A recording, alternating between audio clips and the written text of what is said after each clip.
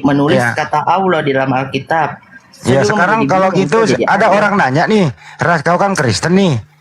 Ada yang nanya, nama Tuhanmu siapa? Kau jawab apa? Ya, Yesus. Ya udah Yesus, bukan Allah kan? Udah. Yesus adalah nama. Ya udah, jadi nama Tuhanmu Yesus. Nggak usah lagi menyebut-nyebut nama lain. Kalau ada anak kecil nanya kamu, misalnya kamu punya anak, Pak, nama Tuhan kita siapa? Yesus. Lalu dapat lagi cucumu nanti, kakek, nama Tuhan kita siapa? Yesus. Oh deh, jangan ragu gitu loh. Bangga dong menuhankan Yesus. Oke, setuju? Memang Tuhan Yesus. Iya, kamu harus bangga. Itu nggak usah lagi sebut-sebut sembahan Yudaisme, nggak usah lagi menyebut yang disembah umat Islam. Deal sampai sini? Tetapi kita harus tahu ada lagi tetapinya nggak mau deal dulu. Mau nyerah deh Bang Andi. Kalau udah deal Tuhanmu Yesus ya udah. Masih lagi muter-muter lagi, masih lagi buat lagi lah. Oten. Oh Oten, Ras, kutas sama kau Ras ya. Ya. Kamu bisa nggak membedakan dengan kurios dengan teos? Bisa nggak? Enggak.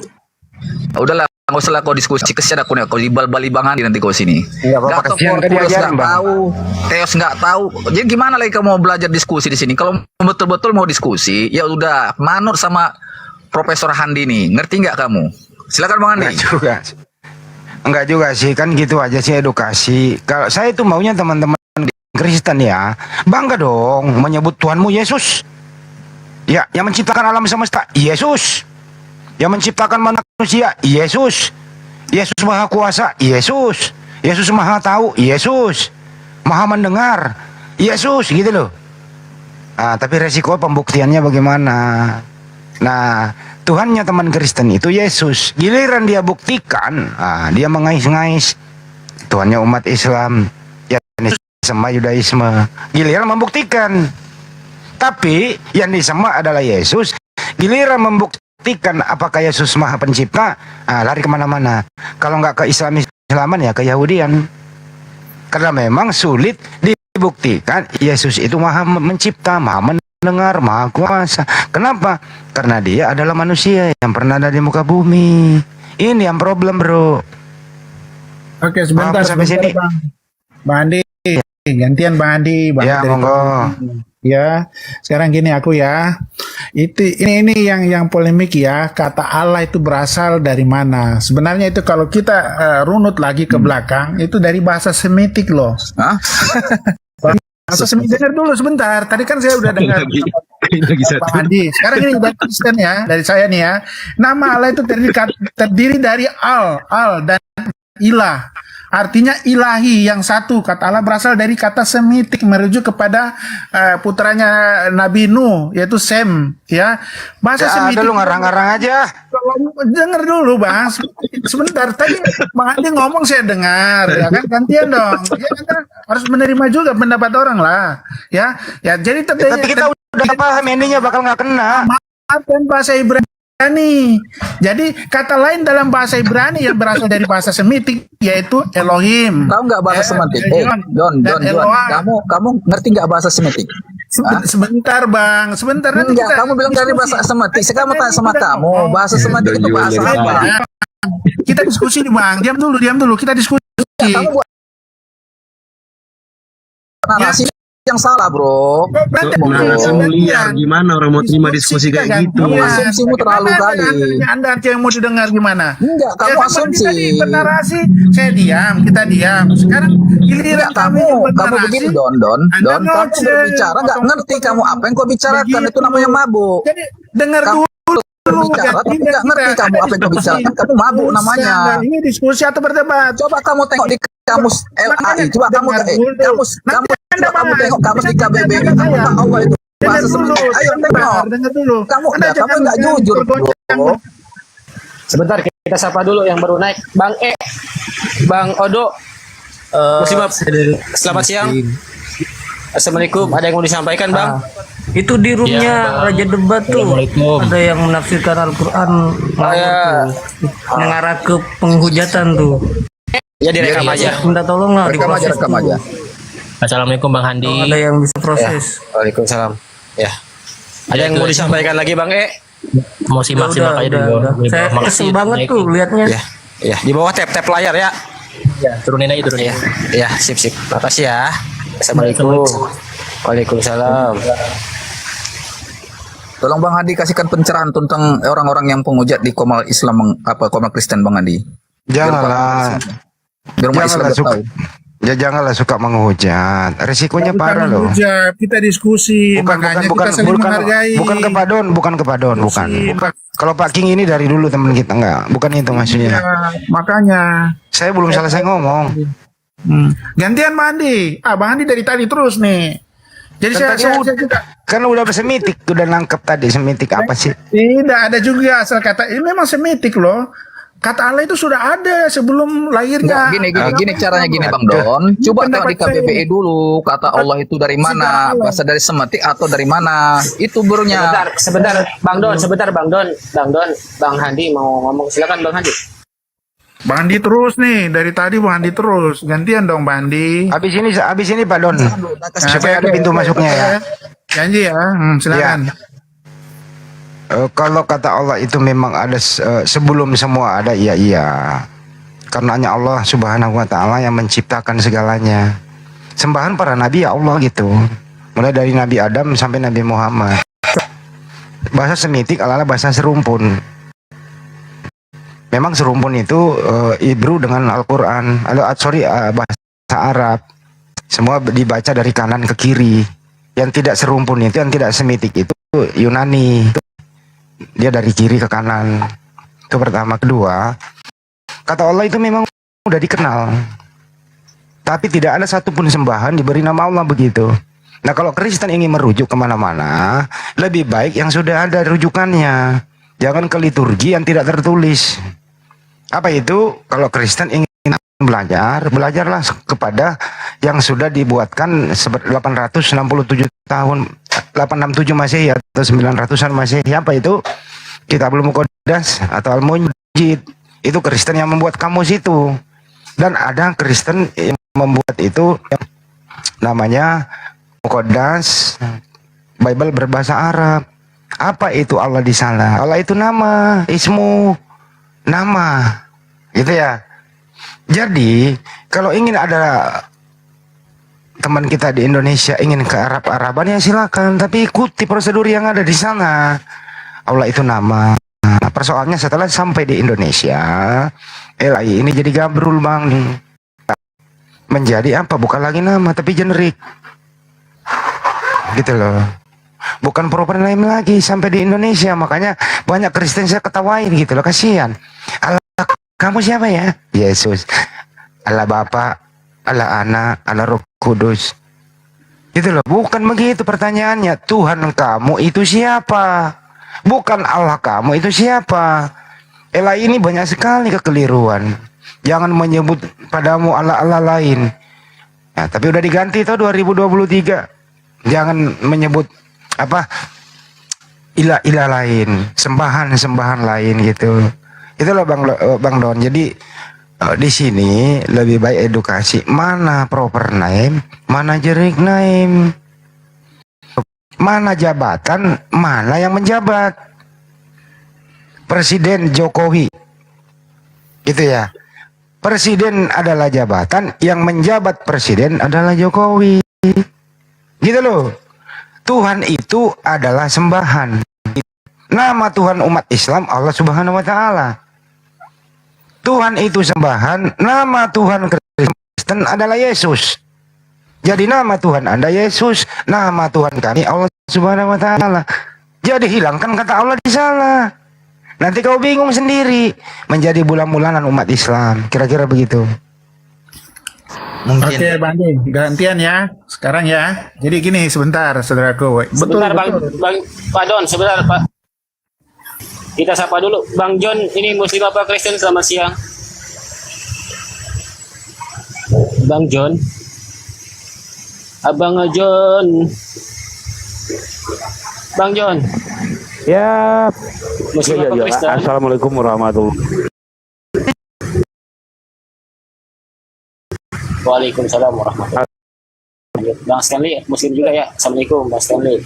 Waalaikumsalam warahmatullahi wabarakatuh. Ya, jadi gini Bang ya. Penggunaan terjemahan memakai kata Allah ya.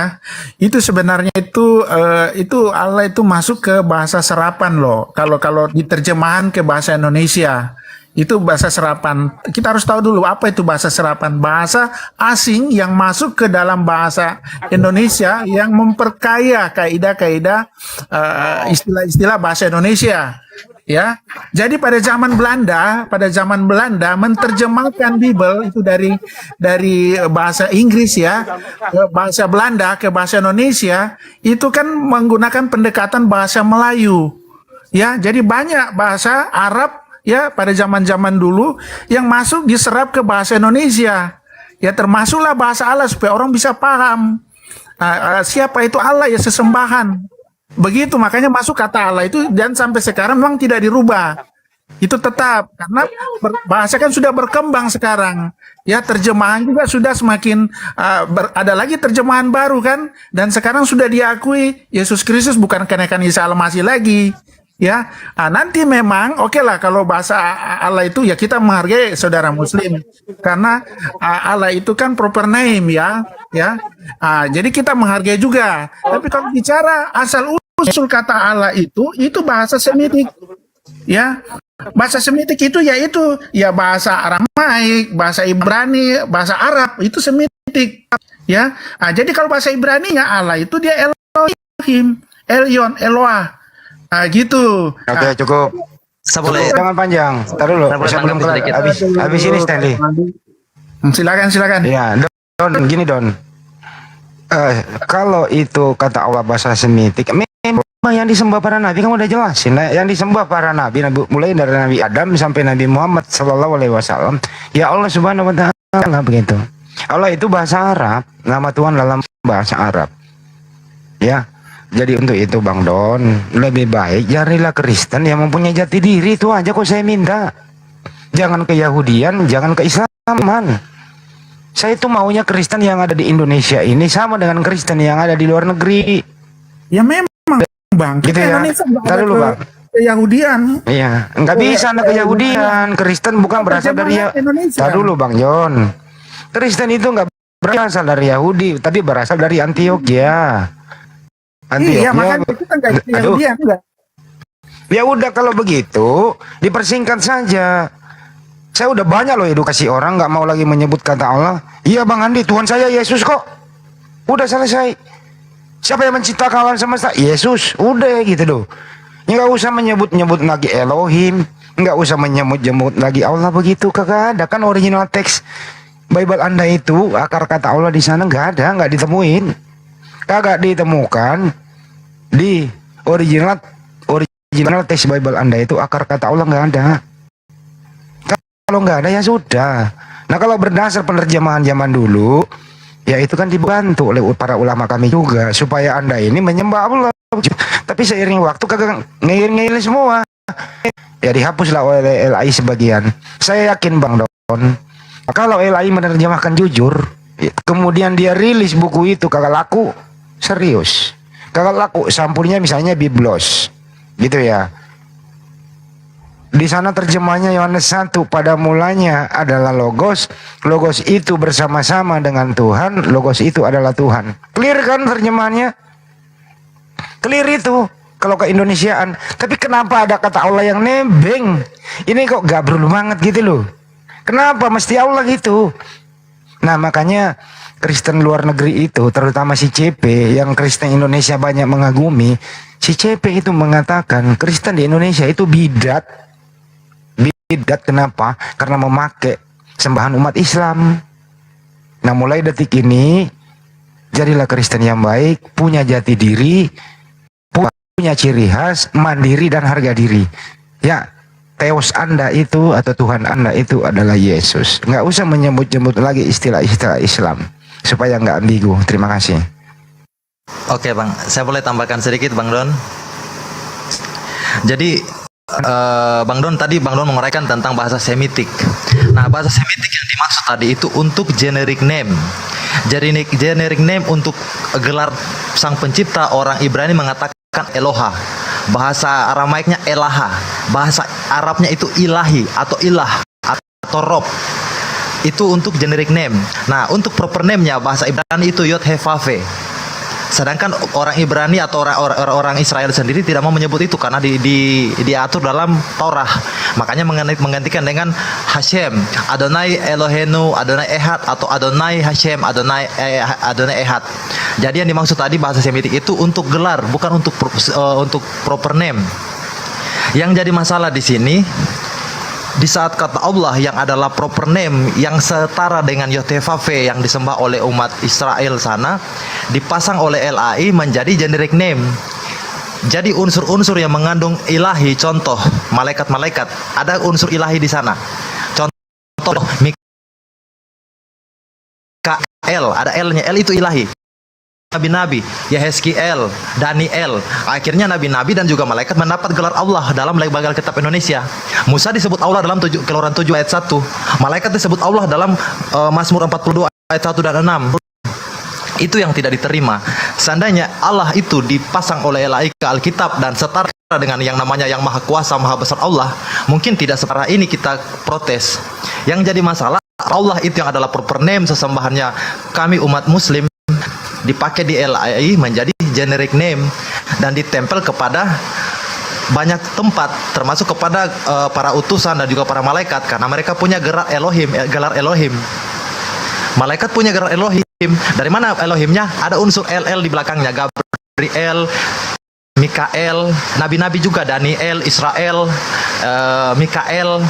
Nah, akhirnya jika Elohim itu diterjemahkan menjadi Allah, jadilah Allah Musa. Baca Keluaran 7 ayat 1. Musa diangkat menjadi Allah dan Firaun menjadi nabi. Itu yang kami protes. Kenapa sampai tidak boleh menggunakan diksi atau lafaz alif lam lam ha itu di sembarang tempat. Seandainya LAI menggunakan untuk Sang Maha Pencipta yang Maha Besar Allah, itu mungkin kita protes tidak sekeras ini. Yang jadi masalah itu dipasang untuk di salah tempat, dipasang jadi generic name. Akhirnya Musa punya gelar Allah, malaikat-malaikat punya gelar Allah. Jadi seakan-akan wibawahnya alif lam lam ha ini jadi rusak gara-gara itu. Begitu Bang Don. Terima kasih. Oke, saya ya. Karena judulnya apakah Yesus Tuhan? Nah, ini sekarang kita bahas. Jadi Allah sudah mengerti, Bang John, ya sudah mengerti. Sekarang kita masuk kepada fokus apakah Yesus itu Tuhan atau Tuhan. Nah, di sini harus diperjelas. Terima kasih. Silakan Bang Don. Selesaikan masalah Yesus ini. Tadi kan udah kita bahas itu ya. Aku pendahuluannya itu aku udah mengatakan ya. Kalau bicara ketuhanan ya, bicara tentang Tritunggal, ya itu jatuhnya kita subjektif. Jadi sedangkan ini saja kita sudah berbeda ini ya. Tapi nggak apa-apa, kita subjektif itu kita cari jadi objektif, ya kan? Ya karena subjektif kan itu kan berbeda pandangan. Ya kita makanya agamamu agamaku, kita menghargai pandangan Anda ya, pemikiran Anda, keyakinan Anda ya. Jadi tadi kita sudah bahas Yesus adalah firman yang menjadi manusia. Itu kalau kita mau ini lagi nggak selesai Bang, panjang. Makanya aku ingatkan dari awal tadi. Kalau mau ya, sekarang masalahnya gini Bang Don, yang kau tuhankan itu manusianya atau yang mananya gitu. Jelaskan. Jangan lari-lari kemana-mana. Yesus itu yang kau tuhankan manusianya atau yang mananya yang kau tuhankan? Biar kelar dulu, selesai. Jangan Tuhan menjadi Tuhan, kurios menjadi Theos. Nah, itu harus kelarkan dulu yang mana Theos, yang mana kurios.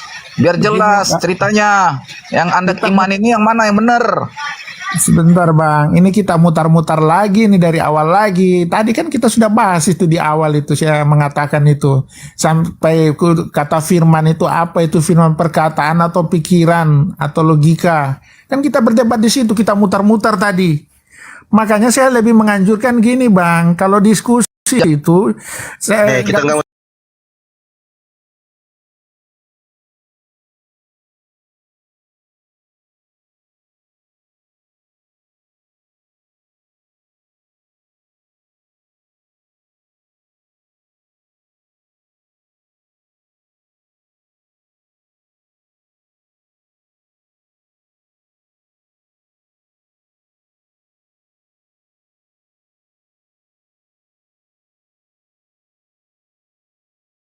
Anda dia. coba. Itu lagi Yesus kan itu Tuhan jadinya atau kan. Tuhan? Itu subjektif kan jadinya. Itu nggak bisa ketemu itu Bang. Sampai kiamat juga Anda nggak bisa paham karena Subjektif gimana Anda ini? kan, saya Itu kasih sudah tahu objektif ya. lah. Yesus mengatakan aku Tuhan, bukan Tuhan. Mana ada katanya aku Tuhan? Itu sudah objektif bahwasanya Yesus mengatakan aku adalah Tuhan. Gini, Bukan Tuhan Tuhan. itu tidak, saya kasih contoh begini saja ya. Tuhan itu tidak mau mengaku-ngaku mau Itu disembah bohong, kepada ada cerita ciptaannya. begitu. Kamu akal-akalan Tapi kamu kita- itu, Don. Tapi kita Kalau ciptaan nggak mau ngaku-ngaku, ada saja kamu tuh nggak ngaku-ngaku. Kau pikir Tuhan itu pembohong? Kau Don jangan akal-akali kau, Don. Mana pula Tuhan nggak ngaku-ngaku? Ya Tuhan yang mengaku lah, aku adalah Tuhan. Gimana kau, Don? Maksudnya gini. Lah sini, Don. Kau pikir kami ini jemaat gereja? Santai aja, jangan tergoncang begitu. Enggak, masalahnya kamu ngakal-ngakalin Tuhan. Tuhan itu ngaku ya, aku adalah Tuhan, pencipta langit dan bumi. Sekarang mau tanya sama kamu, apakah Yesus itu bisa ngaku adalah aku Tuhan, pencipta langit dan bumi? Mana? Saya kasih tahu ya, Tuhan itu tidak mau minta-minta kepada umatnya untuk disembah. Minta ya Tuhan itu yang menyatakan dirinya, John. Makanya kita Aduh, tahu Don. siapa yang harus kita sembah. Begitu maksudnya. Kok nggak ada disembah? Ya Tuhan iblis itu bukan yang di perjanjian minta lama itu disembah. bahwasanya Tuhan itu disembah. Assalamualaikum warahmatullahi Waalaikumsalam. Waalaikumsalam warahmatullahi wabarakatuh, kakandaku. Ya. Assalamualaikum warahmatullahi wabarakatuh. Kamu dari tahun baru sampai sekarang belum hilang-hilang mabuk. Udahlah, jangan mabuk kamu teler terus. Coba sekarang ayo tanya sama kau. Ya, Mana ada pengakuan bahwasannya Yesus itu adalah Tuhan langit dan bumi? Mana ada? Teman-teman, aku izin pamit ya, teman-teman. Oh ya Bang Kozi ya. Terima kasih, Mas. Siap, siap. Ya, pusing aku nih. Aku minum bodrek dulu lah. Sama Juan nih, dia muter-muter. Dia klaim pula kita muter-muter. Dia sendiri yang muter, dibilangnya kita yang muter. Abang muter, Don. Don, kau muter sendiri, Don. Bang, Super Mario naik aja, Bang. Gantian, Bang, sama aku, Bang. Bang Super Mario. Pergi aja lah, minum dulu lah biar ini tidur siang dulu kali atau apa. Sabar. Pergi aja. Sabar nak Don, sabar nak.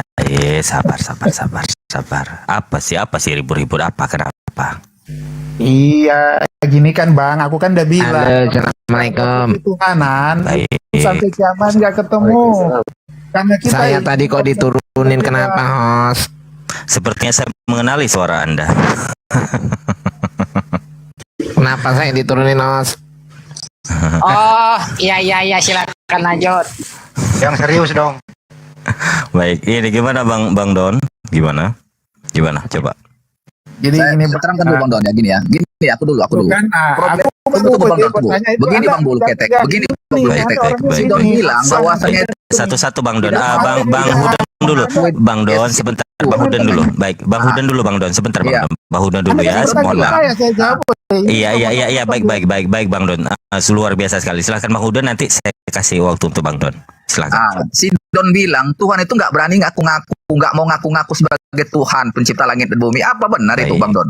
Apa Bang Bulu Ketek? Baik, sebentar dulu. Pak Don, jadi pembahasannya sebentar Pak Don. Jadi menurut narasi saudara saya tentang yang barusan dibicarakan, jadi Pak Don ingin yang seperti apa gitu? Yang saya dengar tadi ingin pembahasan yang lain atau apa ya? Gini Bang ya. Ini Iya, baik. Bang Hudeng ini kan barusan ngomong Tuhan itu tidak mau mengaku. Bukan begitu maksud saya. Tuhan itu tidak butuh pengakuan dari umatnya, dari ciptaannya bahwa dia itu harus disembah, tidak. Tapi kita ini ciptaannya, kita tahu siapa yang harus dan wajib disembah. Baik. Yang minta pengakuan itu adalah iblis yang minta disembah. Baik. Begitu. Memang ayatnya tidak ada Yesus bilang akulah Tuhan sembahlah aku. Tidak, tapi dari perkataan-perkataannya dia ya. Yesus mengatakan aku dan Bapa adalah satu dan Baik. aku di dalam dia dan dia di dalam aku.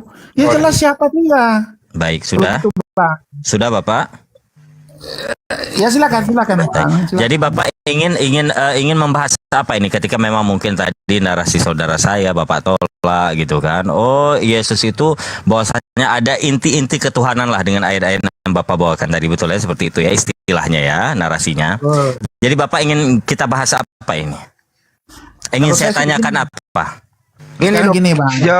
Topiknya adalah Bang semuanya bahwa mulai detik ini edukasilah semua umat Kristen yang ada di Indonesia korban terjemahan LAI bahwa berhentilah mempergunakan kata Allah, kembalilah menuhankan Yesus dan konsisten Tuhan Anda adalah Yesus. Itu aja sih. Jadi kalau ingin membuktikan Yesus Tuhan atau tidak ya silahkan. Yang jelas mulai detik ini jangan lagi memakai istilah-istilah Islam di dalam Bible Anda, terutama kata Allah itu gitu ya. Hilangkanlah. Saya ingin tuh Kristen di Indonesia mandiri, punya jati diri supaya berbeda dengan Islam. Kira-kira begitu. Lanjut. Ya, sepakat. Tunggu, tadi kan bilang si Don Juan katanya itu di kitab Kristen itu. Kok suaranya begini sih? Iya. Jadi gini, itu kan nggak, katanya yang minta disembah itu kan iblis, betul ya Bang Don? Iya Bang. Ya, di Keluaran 20 ayat 3 coba dibaca. Itu jangan menyembah ilah-ilah lain, sembahlah aku sajalah, itu berarti iblis. Ayo, ketahuan si Don. Mencret. Si Don. Itu kan kita belum jawab, Anda sudah langsung memvonis. Tunggu dulu. Tadi yang bilang katanya yang minta di. Tunggu dulu. Tadi yang minta, tadi yang katanya minta di. Dengerin. Oi, dengerin. Tadi yang Anda bilang. Aku udah Dengerin paham. dulu. Aku belum selesai. Gak usah diulang-ulang. Santai aja lah. Yang dibahas kan ini kitab Kristen, bukan Islam. Iya, aku tanya ini. Gimana gitu ya? Sudah Tadi kan kita bertanya. Tadi kan Anda bilang katanya yang minta disembah hanya iblis, betul? Apakah harus diulang sampai 10 kali ya? Baru Ya, betul. Kita ini bukan anak-anak, Bang. Aduh. Jawab. Ditanya apa, jawab apa. Sudah kebongkar kebohonganmu Don. Sudah kebongkar kebohonganmu Don. Jawab Don. Kamu jangan berbohong lagi Don. Sudah kebongkar kebohonganmu Don. Gimana Anda ngomong terus? Masalahnya. Ya jujur lah. Jujur kamu jujur sekarang. Jujur. Jangan takut perempuan lah, malu lah. Gitu. Kok malu perempuan? Sebentar. Yang di bawah, sebentar Pak Don. Pak Don. Sebentar Pak Don. Yang di bawah 7 juta orang silakan di-follow akun Bang Mario Bros. Super Mario silakan di-follow.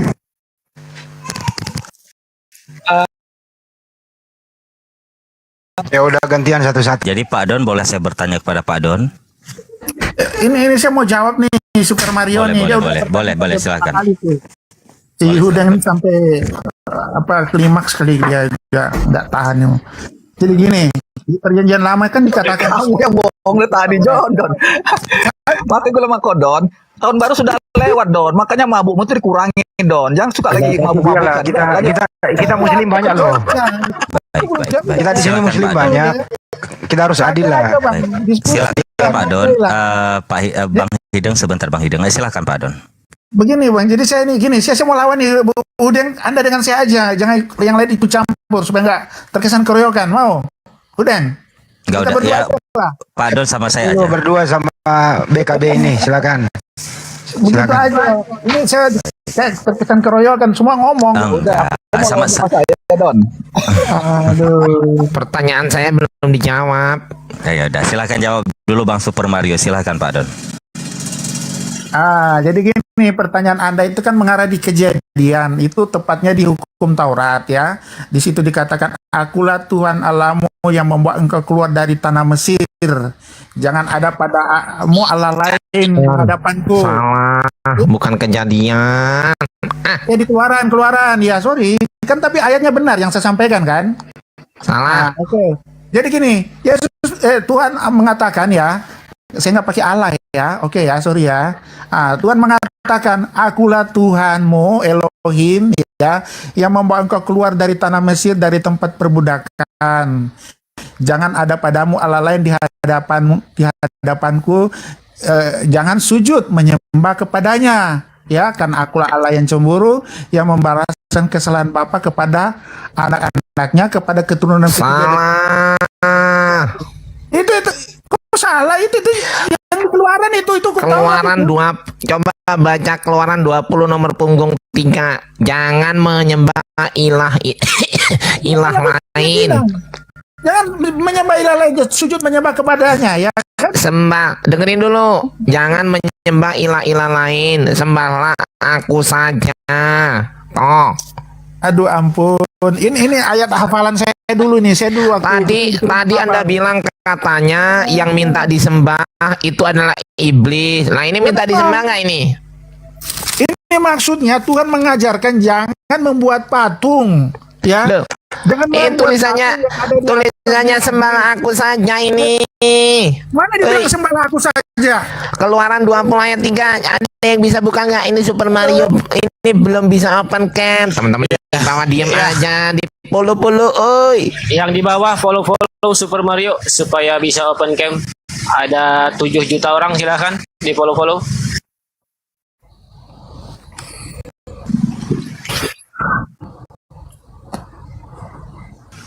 Silakan. Tunggu dulu. Kamu di keluaran berapa tadi kamu bilang? Mario? Keluaran 23 kuceluk. Keluaran 20 ayat 23. Ayat 3, astagfirullah. Kok jadi gini sih? Nah, dengar ya. Aku baca dari ayat pertamanya ke 10 firman ya. Ayat pertamanya 20 ayat 1 dulu ya. Lalu Allah mengucapkan segala firman ini, akulah Tuhan Allahmu yang membawa engkau keluar dari tanah Mesir, dari tempat perbudakan. Jangan ada padamu Allah lain di hadapanku. Itu ayat di 3. Dia bilang sembahlah aku. Dia bilang sembah aku enggak. Tidak kan? Nah, cuma ada yang bisa buka keluaran 20 ayat 3 enggak, teman-teman? Aku nggak bisa buka ini. Super Mario belum bisa open cam. Bisa nggak keluaran 20 ayat 3 yang ada di Alkitab Sabda? Allah lain di hadapanku. Itu jelas, itu perkataan loh. Coba buka. Ayo, buka. Itu dengar Don, jangan hilangin apa dulu. Mabukmu dengar ya. Di kitab Sabda di Keluaran 20 ayat 3 itu dalam bentuk TSI, jangan menyembah dewa apapun, sembahlah hanya aku. Itu. Iya, memang. Ya udah. Jadi yang mana mau sembah? Dengar ya. Di ayat 3 yang sabda ya. Jangan ada padamu Allah lain di hadapanku. Jangan membuat bagimu patung yang itu kan di TB 1974, di TSI 2014, jangan menyembah dewa apapun, sembahlah hanya aku. Tanda seru. Coba di BIS. Coba dibaca yang 1985. Buka aja lah, nggak usah lah, buka di Google aja kalian coba. Coba yang 19 itu punya revisi sampai tahun Bang Udeng. Kita buku ini ya. Bang Udeng coba baca yang di BIS itu 1985 itu. Coba. Tanya saya bilang jangan BIS itu tahun 1985. Mana lebih tinggian lagi? 1985. Jangan menyembah ilah-ilah lain, sembahlah aku saja. Nah, yang kamu dapat itu panduannya tahun 1974, Don. Sudah kadaluarsa, Don. Itu sudah kadaluarsa. Gantian bicara satu-satu. Expired sudah habis, Don. Yang kamu dapat itu expired 1974. Sedangkan ini 1000 berapa, coba kamu tengok. Open cam aja supaya kita baca di situ, ayo silakan. Loh, narasi yang expirednya sudah habis, Don. Bang Hudi. Gini aja, tanya aja Bang Don ya. Bang Don, sebenarnya yang Anda sembah itu berapa? Dan nama sembahan Anda itu siapa? Coba disebutkan Bang Don. Biar kelar di sini gitu loh. Silakan. Aduh, Bang Andi pertanyaannya kembali lagi yang dulu-dulu. Nggak sama dengan topik ini loh. Sembahan Kristen itu sebenarnya siapa sih nama sembahan Kristen? Sebut satu nama udah selesai kan? Silakan. Udah lah, saya katakan Yesus Kristus itu sembahan kami ya. Nah, udah dijawab. Yesus Kristus sembahannya. Lanjut. Bang Ardiansa, lanjut. Kita yang lain saja. Ini nggak ada, kemana Bang Ardiansa? Nggak ada, ini adanya Super Mario. Super Mario, saya kirim es krim nanti ya. Udah. Ayo, apalagi yang mau ditanyakan? Silakan. Aku ganti. Aku sekarang saya mau tanya juga, kelar. 1985 di BIS itu kan jangan menyembah ilah-ilah lain, sembahlah aku saja. Oh. Tunjukkan di situ. Anda bisa open cam nggak? Buka saja di situ. Kasih lihat juga yang terjemahannya. Aduh, Super Mario ini belum bisa open cam. Bukan makanya. Jangan. Kosnya bisa tuh. ini. Ya, yang di bawah yang 7 juta orang silakan follow Bang Mario Bros, silakan. 6 juta orang. Jadi ada expirednya. Yang kau buka itu Don John, itu 1974. Expirednya sudah habis. Ini terserah mau terjemahan apa yang saya bacakan itu yang expired sudah habis Don. Ya, Yang kita pakai ini expired 1900. Nggak ada expired 1945. Nggak usah, Ini yang terbaru ini, yang terbaru. Maknanya Bang. Aduh, Yang penting kamu maknanya. Bukan Jangan pakai maknanya kan expirednya sudah habis, kamu pakai yang expirednya sudah habis kadaluarsa. Bang Udang kalau bisa ngomongin satu-satu. Kita mengacu pada maknanya, karena terjemahan itu supaya orang bisa paham. Itu Memang intinya. maknanya, kalau maknanya sudah terjelas, Don, ya di situ dikatakan juga sembahlah aku saja. Berarti artinya Tuhan itu minta disembah. Udah Gitu, cukup. Don. Enggak. Sambut dulu Tuhan Bang tidak Juma secara nih. eksplisit meminta dia disembah, tidak. Ntar lu sambut Bang Juma dulu ntar ya. Tahu siapa yang harus disembah. Gitu. Ya udah diakui tadi Kristen itu menyembah Yesus, udah nggak usah diperebutkan. Nah tinggal sekarang dibuktikan apakah Yesus itu bisa disembah, patut disembah dan seterusnya. Nanti dibuktikan aja ke sana. Assalamualaikum Bang Juma. Waalaikumsalam warahmatullahi wabarakatuh. Ada Bang Zuma. Assalamualaikum Bang Zuma, saya Super Mario. Waalaikumsalam warahmatullahi wabarakatuh. Iya, salam kenal teman-teman. Waalaikumsalam warahmatullahi wabarakatuh. Salam kenal Bang Zuma. Oke, sekarang sebelum ke Bang Juma, ya sebelum ke Bang Juma ada BKB ini yang ingin menyampaikan tadi mengenai apa poinnya? Silakan BKB dari tadi belum bicara nih. Silakan Bang. Nggak apa-apa, nggak apa-apa. Biarkan Bang Hideng dulu. Gini loh Pak Don. BIS itu singkatan dari bahasa Indonesia sehari-hari, terjemahan Alkitab ya. Saya hafal sekali kebetulan itu. Gini loh Pak Don. Ketika di Keluaran 20 ayat 3, Lai TB nih, jangan ada padamu Allah lain di hadapanku. Dah, sedangkan di BIS 1985, jangan menyembah ilah-ilah lain, sembahlah aku saja. Paham tidak makna yang disampaikan oleh Bang Super tadi? Super Mario ini. Paham tidak Bang Don? Buka mute-nya Bang Don, saya nggak lama-lama model gini. Bang Don. Bang Don. Ya, Bang Don. Ya, kedengaran enggak? Baik, udah. Bukan hanya di BIS, di TSI pun jangan menyembah dewa apapun, sembahlah hanya aku. Itu makin ini lagi, makin kontroversial lagi, ada dewa di situ. Ketika di Lai TB jangan ada padamu Allah lain di hadapanku, sedangkan ada narasi atau terjemahan BIS bahasa Indonesia sehari-hari, sembahlah aku saja. Yang manakah yang harus dipegang Bang Don Juan? Jadi gini Bang ya, oke. Ini saya diskusi satu aja ya sama Bang Bulu Ketek aja ya. Terserah Anda. Oke ya, jangan ikut-ikut campur. Jadi apalagi Gurunda lagi naik di sini, waduh. Jangan Gurunda lagi yang disuruh maju. Cukup anak buahnya aja, member-membernya aja nih. Kalau sama saya mencret nanti Anda, saya menggunakan nasan dalil. Kalau kalau Bang Juma Gurunda, beliau ini masih ada rasa sayangnya. Kalau saya nggak ada. Iya, makanya. Anda salah pilih lawan ini. Itu jadi pengamat aja Gurunda. Tapi nggak apa-apa sih. Tapi terlalu ini kalau Gurunda sampai turun tangan ya. Baik. Nanti jangan salahkan saya ya. Beliau ini baik ini. Kalau saya nggak ada ampun. Kalau orang baik dia juga baik. Ada sopan, dia segan. Berarti Anda memilih saya ya. Baik. Saya counter Anda. Silakan Bang Don. Bagaimana yang disampaikan oleh saudara saya Bang Super Mario tadi? Ya jadi gini ya, kan dia bertanya tadi di situ di Keluaran 20 ayat 3. Saya bukakan di Alkitab ini, bukan di aplikasi ya. Di Google ini ya di hadapanku. Ya itu maksudnya itu di hukum Taurat ya kepada umat Israel pada saat itu ya, yang bangsa yang tegar tengkuk, yang keras kepala. Tuhan sudah turunkan hukum Taurat, tapi mereka juga bikin lagi sembah-sembahan lain seperti tapi, ya kan? Baik. Sat emas itu. Tuhan marah, jangan bikin sembah-sembahan selain Dia. Baik. Nah, sih menurut kepada Dia, akulah yang membawa engkau keluar dari tanah Mesir, dari tempat perbudakan. Kenapa? Kau bikin lagi dewa-dewa lain, ilah-ilah lain. Baik. Itu maksudnya gitu, Bang. Baik. Bagaimana Bang Mario? Silahkan Bang Mario, karena ini pertanyaan Anda. Silahkan. Saya beri waktu saya untuk Anda sebentar. Silahkan Bang Mario. Bang Mario. Bang Super Mario. Mungkin dia minum obat, dia jadi ketiduran dia, Bang. Baik, ya udah gini. Ini kan kita membahas perjanjian lama. Silakan, tolong Pak Don Juan, ada Alkitab Anda di situ?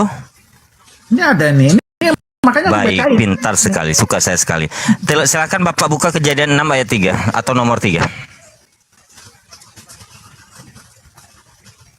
Oke, Kejadian Sudah. 6. Nomor 3. Anda dari tadi meminta saya kan, harusnya Anda memilih Bang Zuma. Beliau itu banyak rasa sayangnya, kalau saya nggak ada. Kejahatan manusia, ya, perikop ayat 6 pasal ayat 3, berfirmanlah Tuhan, rohku tidak akan selama-lamanya tinggal di dalam manusia, karena manusia itu adalah daging, tetapi umurnya akan 120 tahun. Baik saja ya. Jangan Anda lupakan kata saja itu. Pertanyaan saya gini, berarti umur manusia hanya 120 tahun saja ya, menurut perkataan Elohim, betul? Menurut perkataan Yehovah di dalam Kejadian 6 ayat 3 ini, betul? Betul. Benar? Ini yang tertulis loh. Baik, iya. Baik. Yuk, kita buka, nah yuk, kita belajarin, nah yuk. Silakan dibuka Kejadian 9 ayat 29.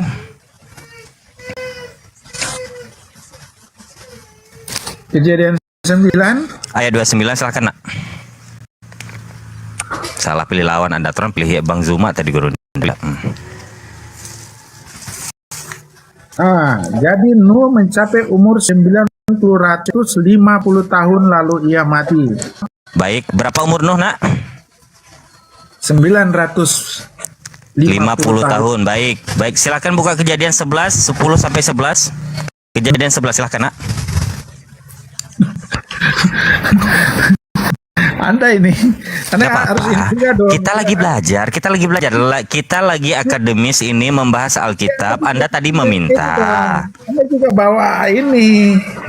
Baik, saya bawa ini. Kalau Anda membaca, saya memperhatikan sebentar Pak Don. Ini kitab Anda. Sebentar Pak Don. Silakan dibuka Kejadian 11 10 sampai 11. Kita buka ini semuanya biar tidak ada dusta di antara kita. Saya juga saya juga mengcounter di sini, saya buka juga biar Anda tidak salah-salah. Silakan Pak Don.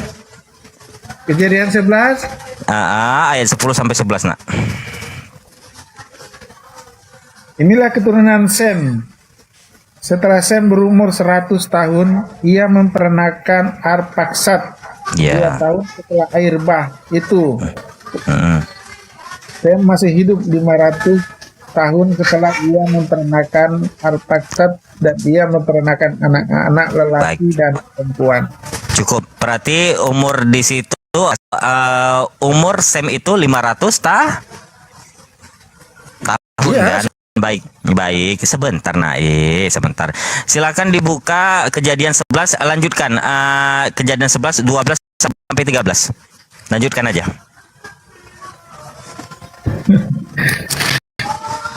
Anda minta tadi. Kejadian 11 tetap di pasal yang sama. 10. Kejadian 11 tetap di pasal yang sama setelah Sem, Arpaksad. Setelah Sem berumur 100 tahun, yang memperanakan Arpaksad 2 tahun setelah air bah itu. Hidup 500 tahun setelah memperanakan Arpaksad, dan ia memperanakan anak-anak lelaki dan perempuan. Terus lanjut ayat 12-nya. Enggak, ini Anda mau bertanya apa ini? Enggak, cepat. Satu lagi nih, cepat. Lanjutkan ayatnya. Setelah Arpaksad hidup 35 tahun, yang memperanakan Terah. Arpaksad masih hidup 430 tahun. 430 108 tahun. Ya baik. Cukup sampai di situ aja. Nanti saya akan membawakan kejadian 25, Ismail hidup 137 tahun, Yakub atau Israel hidup selama 147 tahun di kejadian 47 ayat 28 ya. Pertanyaan saya, sebentar dulu. Pertanyaan saya, kejadian 929, kejadian 11 10 11, kejadian 11 12 13, kejadian 25 17, kejadian 47 28. Ketika umur-umur orang ini ada yang 950, 500 tahun, 430, 173 tahun, 147 tahun, maka yang benar atau kejadian 11 10, kejadian 929, kejadian 11 12, kejadian 25 17, kejadian 47 28, yang mana yang harus saya pegang? Sedangkan di kejadian pasal 6 ayat 3, Elohim berfirman atau Yehovah berfirman, rohku tidak akan selama-lamanya tinggal di dalam manusia karena manusia itu adalah daging, tetapi umur manusia ini akan 120 tahun saja, 120 tahun saja. Sedangkan ada tokoh-tokoh di Alkitab, ada manusia-manusia di Alkitab yang umurnya bahkan sampai 950 tahun. Silakan. Yang mana yang harus saya pegang? Kejadian 6 kejadian 6 ayat 3 ini atau yang lain yang saya bacakan tadi? Silakan. Betul. Aku nggak masalah. Aku tahu jalan pikiran Anda. Baik, silakan. Baik. Kenapa di kejadian 6 Tuhan mengatakan umur manusia itu ya 120 tadi ya? Iya. Tidak akan lama di dalam manusia. Di situ kan perikopnya kejahatan manusia. Baik. Di ayat yang di pasal yang berikutnya yang Anda sebutkan, kenapa ada umurnya Sem sekian sampai 900, 500. Ya itu ada kesesuaian ya. Baik. Betul ya? Apa? Begini Bang. Iya, enggak sesuai karena Tuhan kan cuma mengatakan 120 tahun. Nah, kenapa di ayat-ayat berikutnya dia ada yang sampai 500? Itu yang Anda pertanyakan. Iya. Bagus, pertanyaan bagus itu. Iya, tolong dijawab. Yang mana yang harus saya pegang? Kejadian 6 ayat, kejadian pasal 6 ayat 3 atau yang lain yang saya bacakan tadi? Sebelum saya bacakan yang lain lagi banyak ini. Iya, nggak masalah. Jadi gini, Bang ya. Saya tahu ya. Di situ yang di pasal 6 ya, yang semampu saya bisa jawab ya. Iya, baik. Kalau enggak saya kasih PR ya. Semampu yang saya bisa jawab saja. Iya. Biar nggak habis waktu buat saya. Iya, ini kan berbicara kejahatan manusia di pasal 6. Tuhan mengatakan ya, dia hanya rohnya hanya umur manusia itu hanya sampai 120 tahun. Di sini dijelaskan ada ayat berikutnya, ayat-ayat sebelumnya. Kenapa kok bisa sampai melebihi? Ada yang 500, ada yang sekian, ya.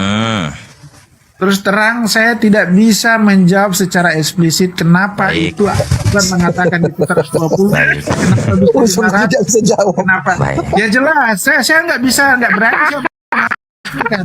berani saya menafsirkan. Pak Don, gini aja Pak Don. Pak Don sebentar Pak Don. Mohon maaf Pak Don, saya potong, mohon maaf kalau saya tidak sopan. Gimana kalau ini jadi PR buat Anda aja? Karena saya udah bilang tadi, saya sebentar aja. Karena di sini ada Bang Zuma Gurunda, silakan Bang Zuma saja. Karena saya tidak mau menghabiskan waktu buat saya harus adil. Gimana kalau ini jadikan PR aja buat Anda? Bisa? Nanti kalau Anda jumpa sama saya, sebentar Pak Don, nanti boleh, sangat luar biasa sekali, saya harus belajar dari Anda. Baik. Sekarang gini, Bang. Ya, baik. Bisa nggak saya bertanya? Kan gantian nih ya. Anda bertanya, saya bertanya. Baik. Fair kan? Gini Pak Don, sebentar dulu. Sebentar dulu Pak Don. Sebentar dulu. Nanti pertanyaan Anda saya counter ketika kita berjumpa lagi, karena di sini ada Bang Zuma. Saya tidak ingin menghabiskan waktu buat saya, bisa? Boleh? Enggak, gini sebentar dulu. Baik, saya akan melayani Anda sebentar dulu. Nanti saya menghabiskan waktu buat saya ini. Saya udah bilang tadi, saya tidak ingin lama-lama. Karena nanti saya udah bilang, Bang, di mute aja udah biar baik. Bang Don juga sama Bang Zuma. Udah di mute aja. Iya. Saya mute ya, silakan yang lain. Maksud saya gini, oke, saya tidak paham. Sekarang saya balik bertanya ke Anda. Saya rasa Bang Zuma cuma ini aja sih, dia jadi pengamat aja cukup lah. Masa panglima perang ya harus turun tangan yang hal yang begini-begini aja. Begitu. Yang turun tangan gue bilang. Don. Jadi kalian aja Monitor. ya atau saya Cuma monitor. so aja kalau Anda nggak mau. Ini downstairs terlalu ini sekali tadi dia. Gurunda, monitor. Mau gimana? Gurunda. Siap. Ya, perlu dibelikan. Iya, saya nggak kedengaran ya. Pecah suaranya, pecah. Suaranya pecah.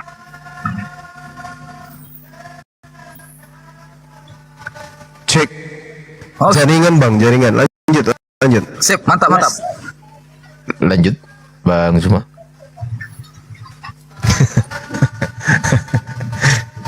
Iya, silakan. Jadi mana Bang Suma? Ini sama anak buahnya aja dulu saya berdebat ya, nggak perlu Bang Suma. Oh. Gimana? Tiga. Ini kan saya sendiri nih, jadi terkesan saya dikeroyok. Masa langsung pimpinannya yang turun tangan? Mana ada pimpinan? Saya murid paling bungsu di sini ilmunya. Anda kan di situ pengamat. Yang lain guru-guru saya, Bang Don. Jangan merendah lah Bang Suma. Ya udah saya bertanya lah nanti teman-teman di sini yang jawab. Silakan. Iya, saya bertanya nggak usah ke Bang Suma lah, ke Bulu Ketek aja tadi. Dia kan bertanya ya, saya juga gantian dong bertanya juga ke dia. Gimana Bulu Ketek? Bang Suma nggak ada masalah. Cuma jadi pengawas saja beliau. Udah kota. Bertanya aja Bang. Udah bertanya ya kau apa kau tanyakan? Oke. Saya pilih satu orang yang di Denso ini. Yang Udah terlalu kau tanya cepat. bagus sekali bicaranya nih. Oke Iya, ya. apa? Kamu aja kau dengan aku ya. Apa Yang masalah lain, apa? Masalah apa? Nggak usah ikut campur ya. Silakan pertanyaannya. Iya, aku pertanyaannya Masalah apa ringan-ringan rupanya? saja. Pertanyaannya ringan-ringan saja kok. Apa itu? Dan ini selalu dikomal-komal juga kok. Udah lah kau tanya lah, apa yang mau kau tanya? Iya, santai aja. sabar. Kok langsung klimaks aja gitu. Ya, Kamu tadi bilang Bulu Ketek aja pun muter-muter juga habis ujung nggak jawab juga kau. Makanya tadi saya mau bertanya balik dia nggak ada waktu. Pertanyaannya bagus. Sebentar, teman dijawab. Sebentar Bang Hudeng, sebentar Bang Don. Dijawab teman-teman pertanyaannya. Yang oten-oten yang sebentar Bang Don, sebentar. Oten-oten yang pemberani yang ingin berdiskusi dengan Gurunda Juma silahkan naik minta permintaan karena Bang Don ini mundur duluan itu mengibarkan bendera. Saya mau bertanya nih, kamu. Oh, silakan Bang Juma silakan. Saya bertanya nih. Oke ya, sama Dengso nih. Yang banyak kali cakapnya dia nih. So tahu dia. Udah kau, saya mau tanya kau, ya. Ini ringan-ringan aja kok. Itu Batu Hajar Aswad, itu kan selalu ditanya-tanyakan sama di beberapa room ya. Itu kan kalau ke sana ya itu kan kita ibadah ya umat Muslim ya. Kenapa? Itu seperti wajib itu harus mencium itu Batu Hajar Aswad.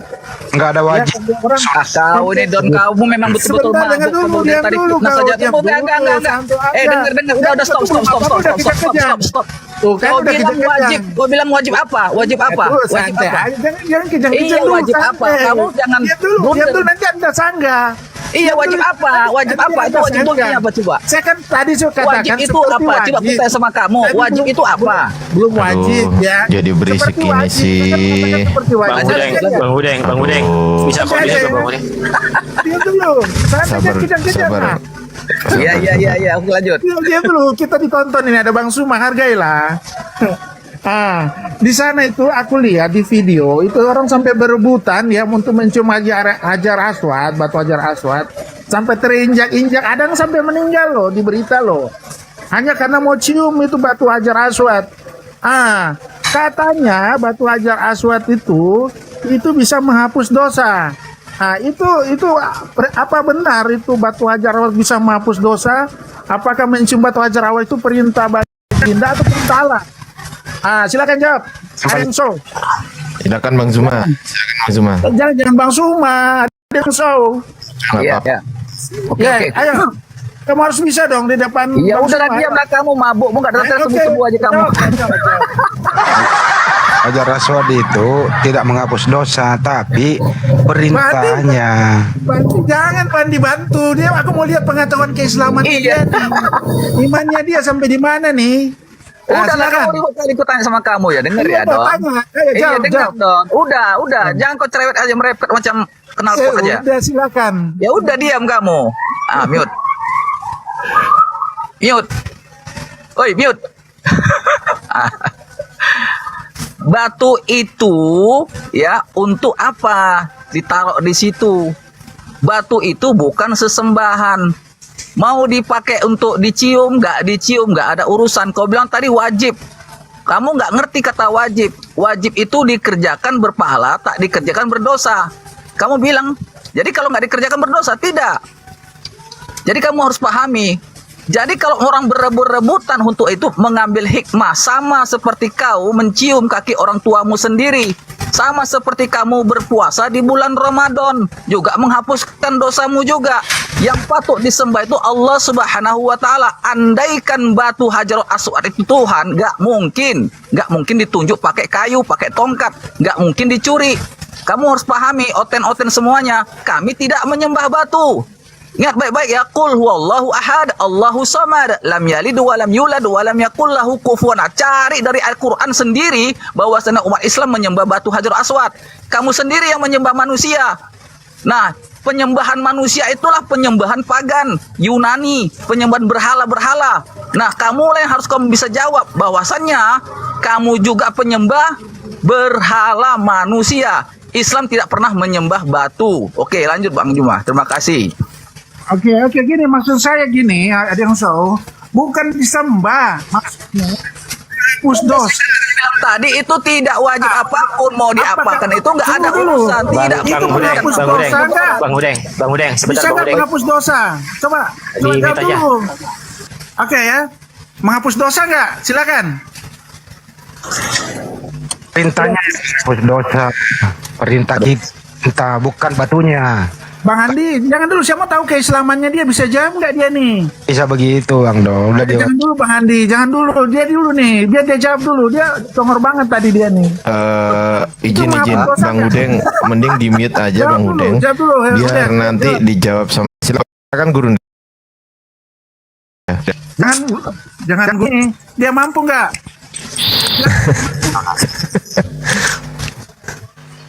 Nggak bisa jawab kan? Nggak bisa jawab. Sekarang dilimpahkan ke Gurunda, Bang Udeng Yang nggak udah bisa. jawab ya, dengar dah Don ya. Aku Bang kasih, Udeng. dengar Kan ya. menghapus dosa. Bukan Ya Bang Udeng ngalah aja Bang. sendiri, tapi keluargaku sendiri, saudaraku Bang Udeng. sendiri, abang-abangku sendiri memberikan persilakan kepada Gurunda. Iya. Bukan nggak bisa jawab, Kamu ngerti aja. nggak kamu? Enggak kok. Ngalah aja Bang, ngalah. Udah ngalah aja nggak apa-apa Bang. Memang ini edan Ngalah ini. aja. Iya ngalah aja Bang. Aduh. Nggak apa-apa. Silakan Gurunda. Aduh. Ya udahlah kalau nggak mampu. Waalaikumsalam. Biar Gurunda yang jawab. Silakan. Oke.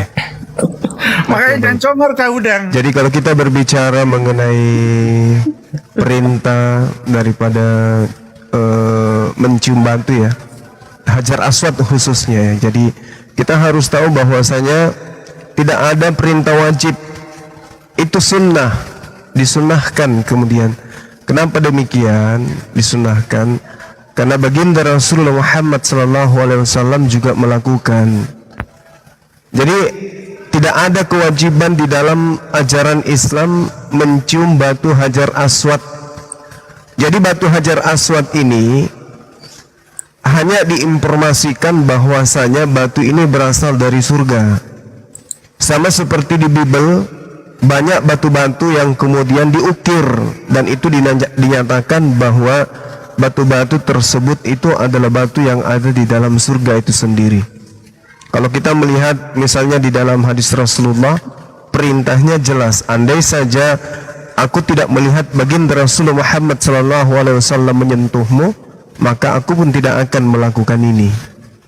Nah, artinya bahwa apa yang terjadi dalam prosesi ibadah haji atau umroh, Hajar Aswad itu bukan bagian dari rukun, tapi dia hanya sunnah.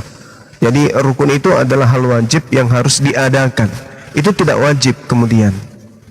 Nah, terkait dengan upaya untuk menyentuh batu inilah yang kemudian menjadi penggugur dosa. Sama ketika kemudian orang berpuasa, bukan makanan itu yang menghapuskan dosa, tapi amalan puasa ini, perlakuan, tindakan puasa ini yang kemudian menghapuskan dosa. Sama ketika orang membuang duri di jalan, bukan durinya yang menghapuskan dosa, tapi perbuatan membuang duri ini yang kemudian menghapus dosa. Sama seperti Keluaran 29 nomor 14, kotoran sapi ketika dibakar penghapus dosa. Bukan tai sapinya yang menghapuskan dosa, tapi amalan pekerjaan yang dilakukan dengan ikhlas yang menghapuskan dosa. Itu yang menggugurkan dosa. Sama di Yesaya 6 nomor 6 nomor 7, batu bara ketika dicium menyentuh bibir maka dosa akan terhapuskan.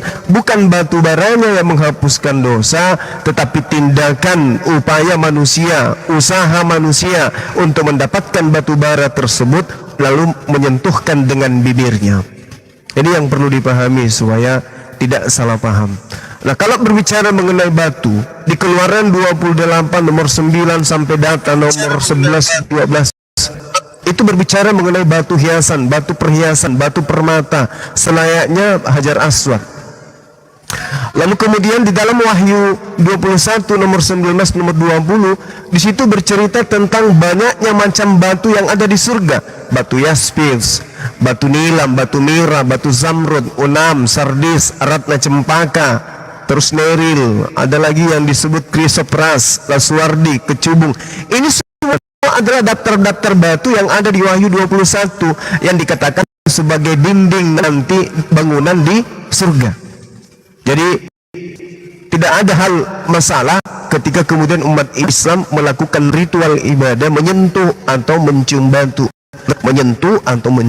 Hajar Aswad. Kenapa demikian? Coba kita lihat di dalam sedikit lagi ya, Yosua 24 kalau nggak salah di data nomor 27, tolong ditegur kalau saya salah. Di situ jelas sekali Nabi Yosua ini menerangkan bahwasanya ada sebongkah batu yang kelak di hadapan Allah akan menjadi saksi. Yosua 24 nomor 27, kata Yosua kepada seluruh bangsa Israel, sesungguhnya batu ini, batu dalam bahasa Ibrani disebut dengan kata yang tidak asing lagi, aiben. Jadi kata aiben itu merujuk kepada sebongkah batu, di mana Nabi Yosua mengatakan batu ini sesungguhnya akan menjadi saksi terhadap Bani Israel sebab telah didengarnya segala firman Tuhan yang diucapkannya kepada kita. Sebab itu batu ini akan menjadi saksi terhadap kamu supaya kamu jangan menyangkal Elohimmu. Maksudnya apa?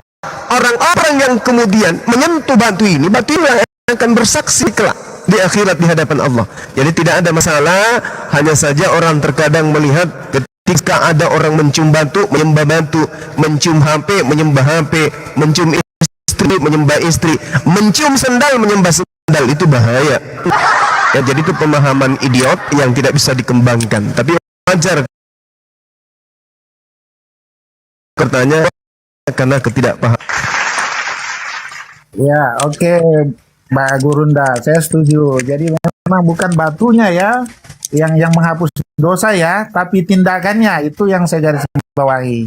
Sama ya, dengan sapi. Betul. Bukan tai sapinya, tapi tindakannya. Ah, itu saya setuju itu, Gurunda. Nah, itu yang jadi polemik. Jadi tapi ya oke lah. Mungkin tadi syukur bagi Gurunda yang jawab. Kalau yang adeseng tadi itu pasti sudah sesat, jadi salah pengertian kan jadinya gitu. Padon nggak boleh ngomong orang yang nggak ada. Selamat siang, selamat sore Bang Isandro. Selamat sore Bang Isandro. Bang Isandro, selamat sore. Ya, lanjut. Bang Don, silakan. Oke. Bisa gantian lagi Bang Suma, aku bertanya ke Bang Suma. Boleh? Ya udah tanya aja. Oke, aku bertanya ya. Begini. Iya, silakan. Oke, ya ini enak kita diskusi begini, ya kan? Jangan debat kusir kita. Gini Bang ya. Iya, enak. Sayangnya nggak ada kopinya, campur masako. Ya, lanjut. Jadi gini Bang Suma, itu di Timur Tengah ya kita bicara. Pertanyaannya bagus. Saya jawab. Belum. Belum. Begini Bang, itu kalau keluar dari Islam, ya keluar dari Islam, ya ada ayat ya memang ya agak keras, ya saya seperti katakan ya. Kalau keluar dari Islam itu hukumannya ya di halal darahnya gitu, dipotong gitu kan. Mana itu? Bagaimana? Kasih ayatnya dulu bos, kasih ayat dulu.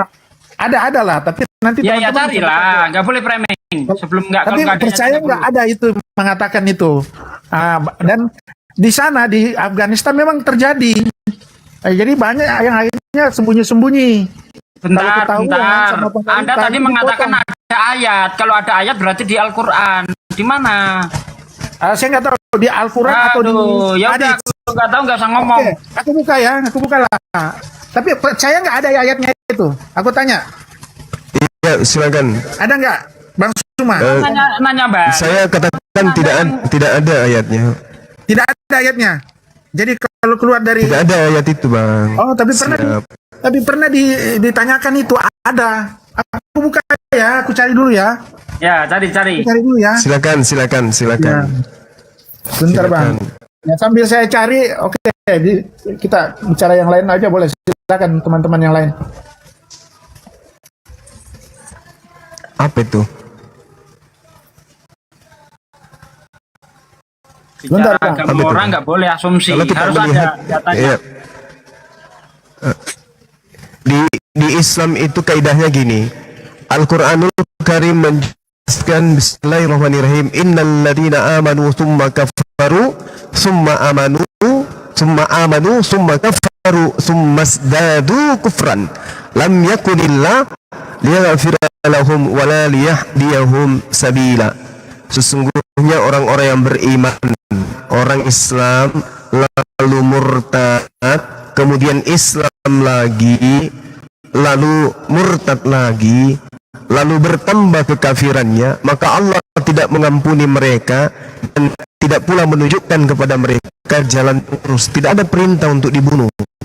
Beda ketika kita melihat di dalam ulangan ya, di ulangan berapa itu ya? Ulangan 27 ya.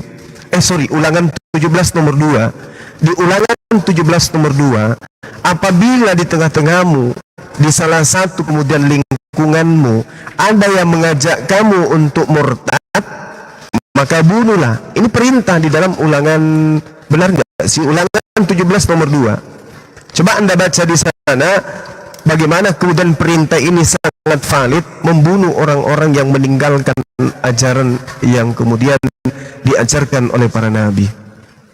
Apabila di tengah-tengahmu, di salah satu tempatmu yang diberikan Tuhan kepadamu, terdapat seorang laki-laki atau perempuan yang melakukan apa yang jahat di mata Tuhan ilahmu dengan melangkahi perjanjiannya, maka perintahnya apa? Bunuh. Perintahnya bunuh. Itu jelas itu.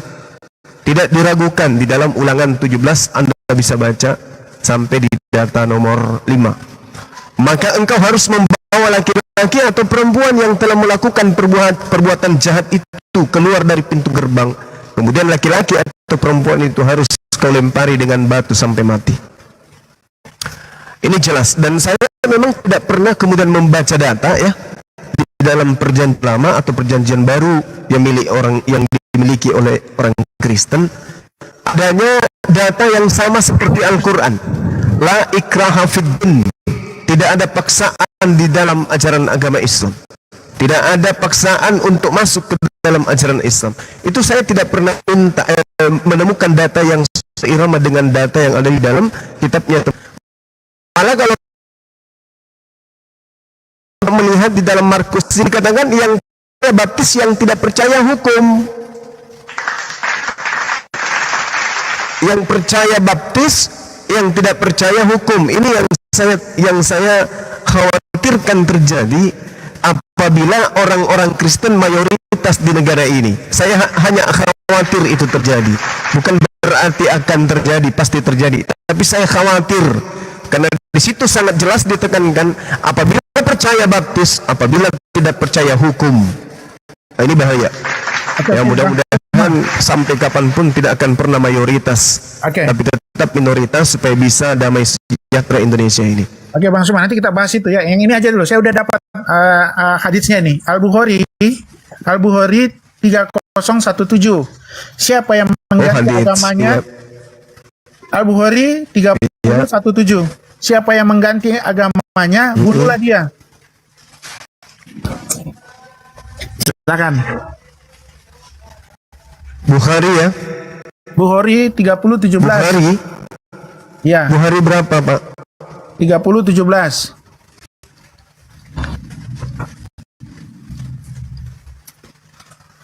Siapa yang mengganti agamanya, bunuhlah dia. Siapa yang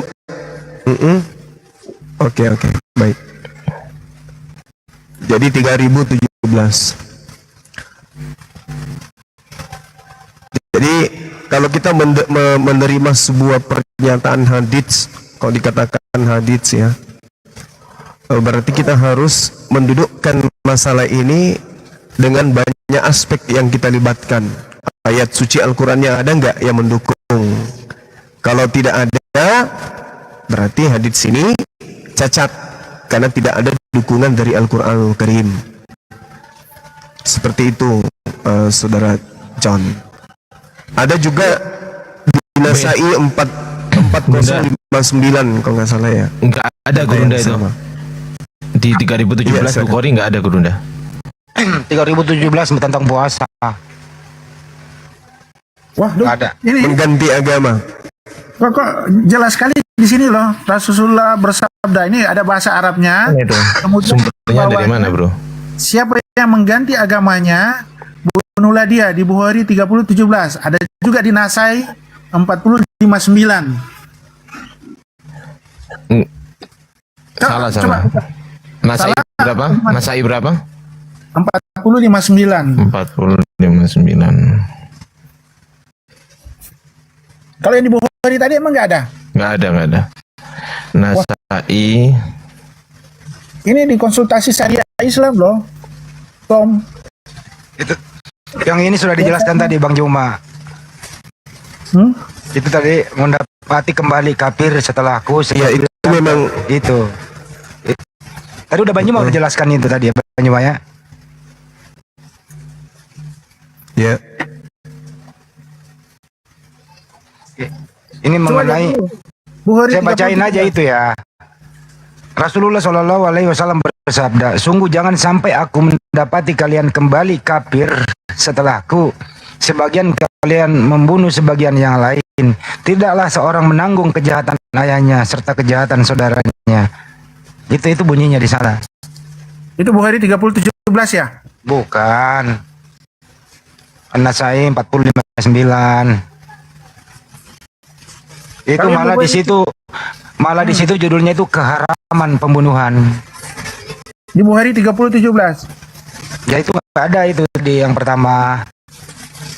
Kok bisa nggak ada sih? Yang jelas yang dimaksud itu tadi sudah diterangkan Bang Nyoma gini ya Bang Don, bahwa orang yang memang ini ada beberapa negara sih yang salah persepsi begitu, seperti negara yang Anda maksud tadi, bahwa orang yang murtad itu ya mengkhianati agamanya, kemudian dia kembali untuk menyerang Islam, inilah yang dimaksud. Itu dijelaskan itu yang dimaksud. Ya, itu yang dimaksud. Iya. Kembali menyerang agamanya, gitu ya. Tapi kalau dia keluar saja enggak ya? No problemo, nggak ada masalah. Kalau di Indonesia itu dia murtad menista agama ya jadi DPO kayak Saipudin Ibrahim, kena hukum 156A. Begitu. Iya, itu kan penghinaan ya, penghujatan ya. Itu mengkhianati gitu loh ya. Apalagi kembali menyerang agamanya, itu kelar urusan. Itu kira-kira terjawab ya. Tadi Bang Juma udah jelaskan sih. Lanjut Bang Juma. Makasih. Oke. Iya, jadi tidak ada kemudian perintah mutlak ya. Ini sifat daripada hadis ini sifatnya adalah temporer. Pada saat itu memang negara Islam lagi berdiri, pengadilan yang resmi adalah pengadilan syariat Islam, pemerintah yang ada adalah negara Islam. Jadi hukum yang diterapkan adalah hukum Islam. Ini berlaku pada negara-negara Islam yang mana pelakunya kemudian menyerang pemerintah. Jadi siapapun, sama seperti di negara kita ini, ketika ada teror, ditangkap kemudian menyerang negara resmi, maka hukumnya pasti meneror pemerintah, melakukan pembunuhan dan seterusnya. Itu sama kedudukannya dalam mata hukum negara, hukum positif dan hukum agama. Karena Islam ini adalah sebuah agama yang bisa dijadikan sebagai asas negara, maka sebagai negara yang berdiri berdasarkan Islam, maka ketika kemudian ada orang yang murtad meninggalkan negara tersebut, lalu kemudian kembali menyerang negara ini, maka mutlak adanya orang tersebut dihukum mati. Itu kalau dia tertangkap. Tapi kalau dia tidak tertangkap, siapa yang mau dihukum mati? Karena ini dianggap sebagai pemberontak, orang ini dianggap sebagai teroris di dalam agama. Ingat, ini terjadi kalau negara Islam yang sedang berlaku. Jadi asas-asas hukum-hukum Al-Quran yang harus berlaku. Hanya saja di dalam Al-Quran tidak ada perintahnya. Tidak ada perintahnya. Bahkan yang ada di Al-Quran, innal ladzina amanu tsumma kafaru tsumma amanu. Artinya gini, ayat ini menjelaskan sesungguhnya orang-orang yang beriman lalu kamu kemudian murtad, lalu kemudian masuk Islam lagi, lalu kemudian murtad lagi. Artinya ini ada pembiaran, tidak ada pembunuhan. Andaikan saja murtad langsung bunuh, tidak ada ayat ini. Innal ladzina amanu summa kafaru summa amanu summa kafaru summa zdadu kufran. Malah barang siapa yang kemudian beriman masuk Islam, lalu kemudian murtad menjadi kafir, lalu kemudian masuk Islam kembali, lalu keluar lagi menjadi murtad lagi, lalu setelah murtad semakin gila kekafirannya, semakin menjadi-jadi kekafirannya, Allah tidak katakan bunuh, tidak. Allah cuma mengatakan Allah lam yakunillah liyaghfira lahum wala liyahdiyahum sabila. Allah tidak memberi petunjuk kepadanya, tidak mengampuni dosanya, dan tidak memberi petunjuk jalan yang lurus kepadanya. Tidak ada perintah maka bunuhlah, itu nggak ada. Padahal ini kaidahnya sudah berentetan. Sesungguhnya orang yang beriman masuk Islam, lalu keluar Islam, lalu masuk Islam lagi, lalu keluar Islam lagi. Setelah keluar dia semakin jadi-jadi kebenciannya terhadap Islam, nggak ada perintah bunuh.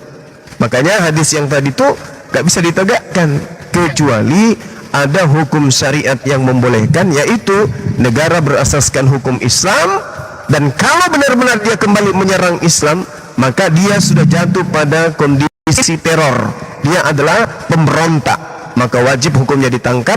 Putusan syariat, pengadilan syariat lah yang akan menentukan posisinya dibunuh atau tidak. Tapi kalau di Al-Quran tidak ada perintah itu. Sudah berapa banyak orang yang murtad, tak ada satupun yang dibunuh, disakiti pun tak ada. Demikian.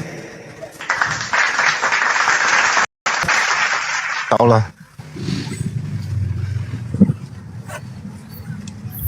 Dari itu Bang Don, hati-hati membawa hadis.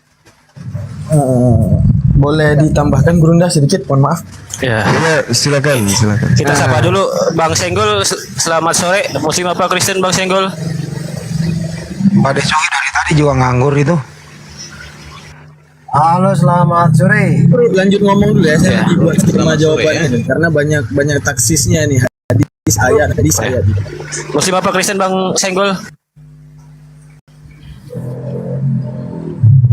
Setengah Islam, setengah Kristen. Waduh. Duh, kau jangan seperti kue lapis lah, yang benar. Warga Kristen kawin sama orang Islam. Host promo akun dulu, host promo akun dulu, host. promo akun. Ya, yang di bawah ada 2 juta orang, silakan di follow Mario Bros. Silakan. Ya, untuk teman-teman di bawah yang sangat baik ataupun pura-pura baik serta manusia yang beriman juga manusia yang masih mencari keimanan. Kaiser Nero Claudius berkalam kaul pasal live Kiki 3.0 dibantu tetep layar sampai pecah dan follow akun host narasumber di atas ya, dan saya sendiri moderator. Untuk Tritung harap diskusi dasar pengetahuan dengan menggunakan dalil dan data, paparkan dengan baik narasi, literasi, kolerasi, konspirasi, tidak menggunakan diksi, asumsi, logikal polisi, apalagi cocokologi. Narasumber memberi dedikasi, viewer penonton mendapatkan edukasi, dan tanpa pakai urat, tanpa hujat menghujat, tanpa ajaran sesat, cukup bermanfaat dan selalu untuk diingat. Kiki 3.0 dakwah inspiratif, tidak mengenal kontradiktif, dan pastinya bukan provokatif. Selamat datang di kebenaran bagi yang menerima, selamat kebingungan buat kalian yang kebingungan. Sekian, terima gaji, stay tune, silakan. Masya Allah, subhanallah. Luar biasa promosi. Luar biasa. Mantap. Iya, teksnya dari saya tadi. Ya, lanjut. Oke, Bang Suma. Tadi yang Bang Suma bilang di Markus berapa tadi itu? Ayo kita bahas. Sekarang giliran Anda. Yang di Markus berapa yang Anda katakan tadi? Ini saya tuh dengerin mereka itu kayak apa ya? Ini Alkitab tuh mau didebatin sampai pada mati juga nggak ada habisnya sebenarnya. Ini Pak Senggol Muslim apa Kristen, kalau nggak jelas saya turunin ya.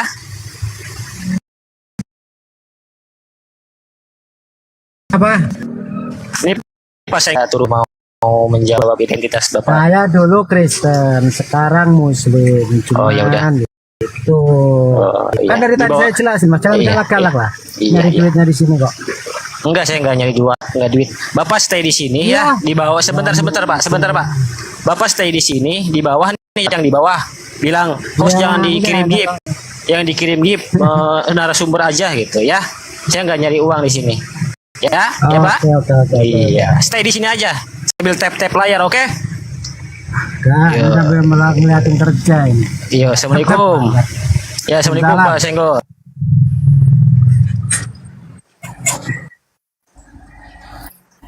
Ya, Kalau lanjut. nggak mau dialog nggak usah naik, toh gampang kok.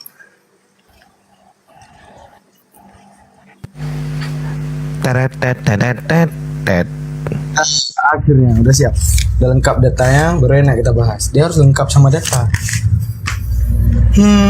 Mana dia? Bentar ya. Nah, jadi nggak bisa kalau di dalam ilmu hadis itu ataupun ilmu yang harusnya ilmu itu muhakam ataupun ilmu muhakam ini untuk diambil sebuah. Assalamualaikum. Waalaikumsalam warahmatullahi wabarakatuh. Untuk Ini sebuah hadis. akun Afi yang asli ya? Ya. Oh iya, ya udah. Karena aku Nah, sering banget masuk ke akun Afi yang nggak asli. Iya. Ada yang mau disampaikan Mbak Elsa?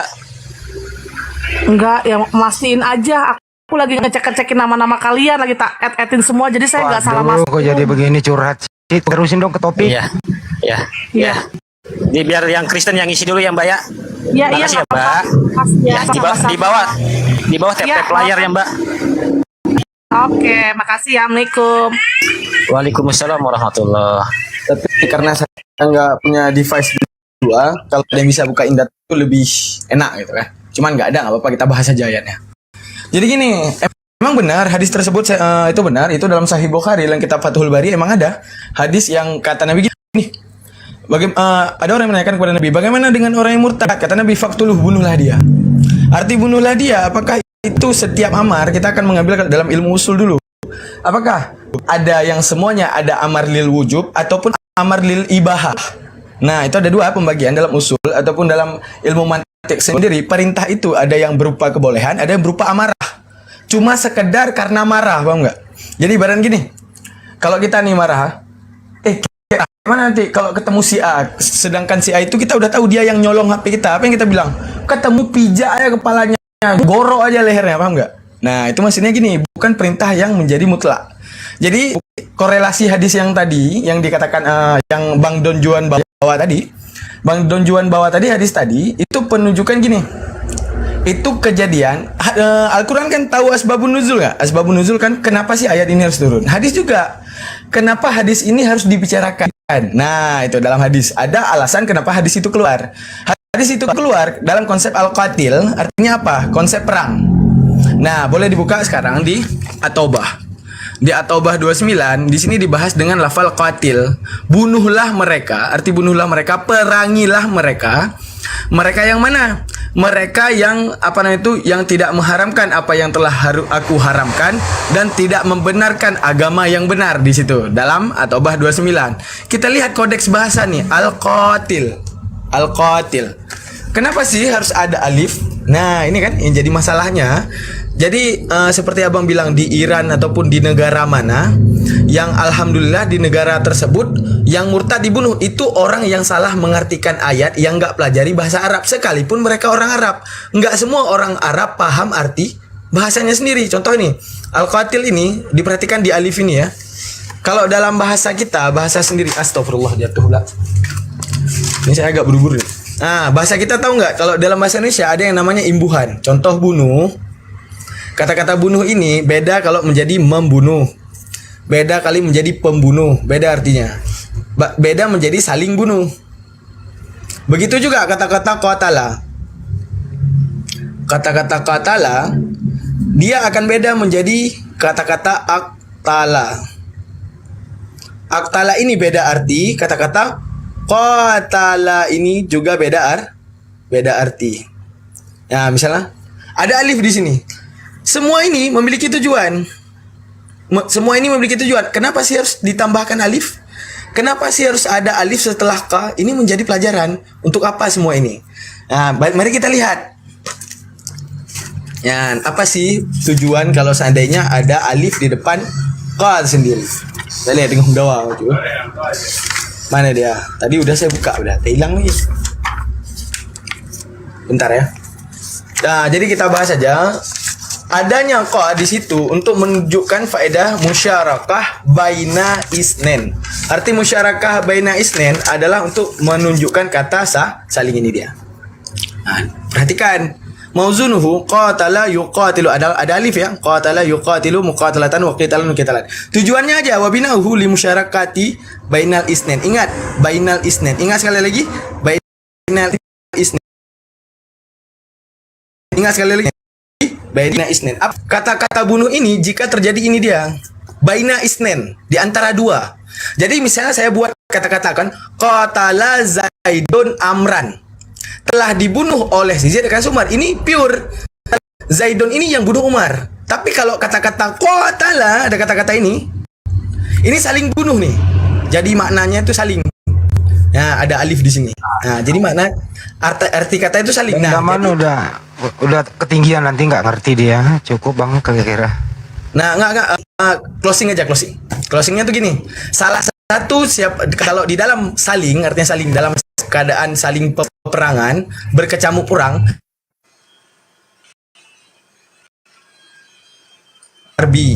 Yang kedua termasuk yang halal darahnya itu murtad. Jadi jangan salah konsep. Enggak semua murtad begitu murtad dibunuh, bukan. Tapi dalam kasus perang itu menunjukkan apa? Kata Nabi, kalau di dalam perang orang yang keluar daripada agamanya itu dibunuh. Apa jawabannya? Ada di Taubah 36. Apa kata Nabi? Semua orang musyrik itu sama. Tidak, Nabi mengatakan semua orang kafir itu sama.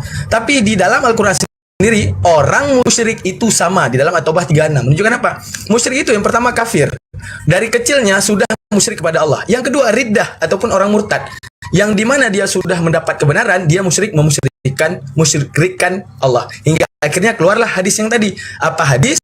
Apabila engkau mendapati orang murtad, maka bunuhlah dia. Dalam konsep perang. Jangan salah, dalam konsep perang. Selesai. Tap. Itu dia.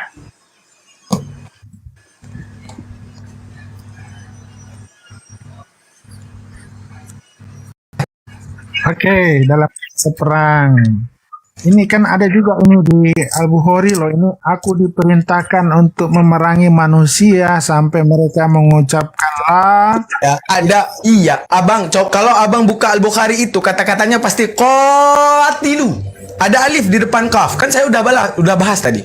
setiap yang ada alif di depan huruf awal ataupun huruf dasar itu semua bermakna saling. Tahu nggak arti saling, Bang? Misalnya saya bilang, aku makan Bang Don Juan, berarti cuma saya makan. Tapi enggak. Aku saling Aku dan Bang Don Juan saling memakan. Kalau saling, you know lah arti kata saling gimana, Bang. Jadi dalam bahasa Arab sendiri, kalau di depan kata-kata tersebut ada alifnya, alif mati ataupun alif ziyadah namanya, itu tujuannya untuk memberi imbuhan saling. Pasti Bang Don Juan setuju dong, dalam bahasa Indonesia saja ada yang dinamakan imbuhan. Membunuh, dengan pembunuh, dengan dibunuh, dengan saling bunuh, semuanya memiliki makna yang berbeda. Setuju ya? Nah, begitu juga kata-kata dalam bahasa Arab. Qatala, aqtala, yuqatilu, istaqtala, mustaqtilu, itu semua beda-beda, Bang. Beda-beda arti gitu, Bang. Baik. Cukup. Udah, bro. Bang Don udah ya kembali ke topik tadi ya, Bang Don ya. Ya, sebentar Bang Andi, sebentar dulu. Itu bagus penjelasannya, aku paham. Tapi ini ada sebagian di negara Arab, Afghanistan yang sekarang yang Ya kan tadi udah saya jelaskan itu mereka salah menafsirkan apa yang dia baca. Begitu loh. Dan mereka juga kan udah dijelaskan Bang Juma tadi itu bahwa orang Bang Don kan udah dijelaskan tadi itu. Oke, salah menafsirkan ya. Iya, kan sudah dijelaskan tadi oleh Bang Juma. Oke, nggak apa-apa, udah aku setuju, nggak masalah. Itu berarti salah. Teroris kan juga salah menafsirkan. Ya memang salah. Siapa bilang teroris itu baik? Salah, itu melanggar itu. Ya jelas lah. Ya Pak, disederhanakan saja. Oke, kembali ke topik ya. Balik ke topik, silakan. Silakan Bang Juma, apa tadi topiknya itu untuk Markus apa tadi? Silakan Bang Juma. Iya, Bang Suma tadi ambil di mana itu? Markus berapa? Markus 9 ayat 42. Apabila Markus orang 9 menyesatkanmu, maka lebih baik baginya dikalungkan batu kilangan dan dibuang ke laut. Coba buka itu. Seingat saya itu sih Markus 9 42.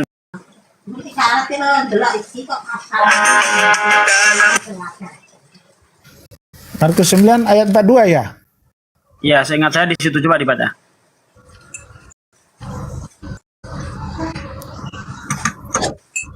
Oh iya benar. Barang siapa menyesatkan salah satu dari anak-anak kecil yang percaya ini, lebih baik baginya jika sebuah batu kilangan dikaitkan pada lehernya, lalu dia dibuang ke dalam laut. Buset.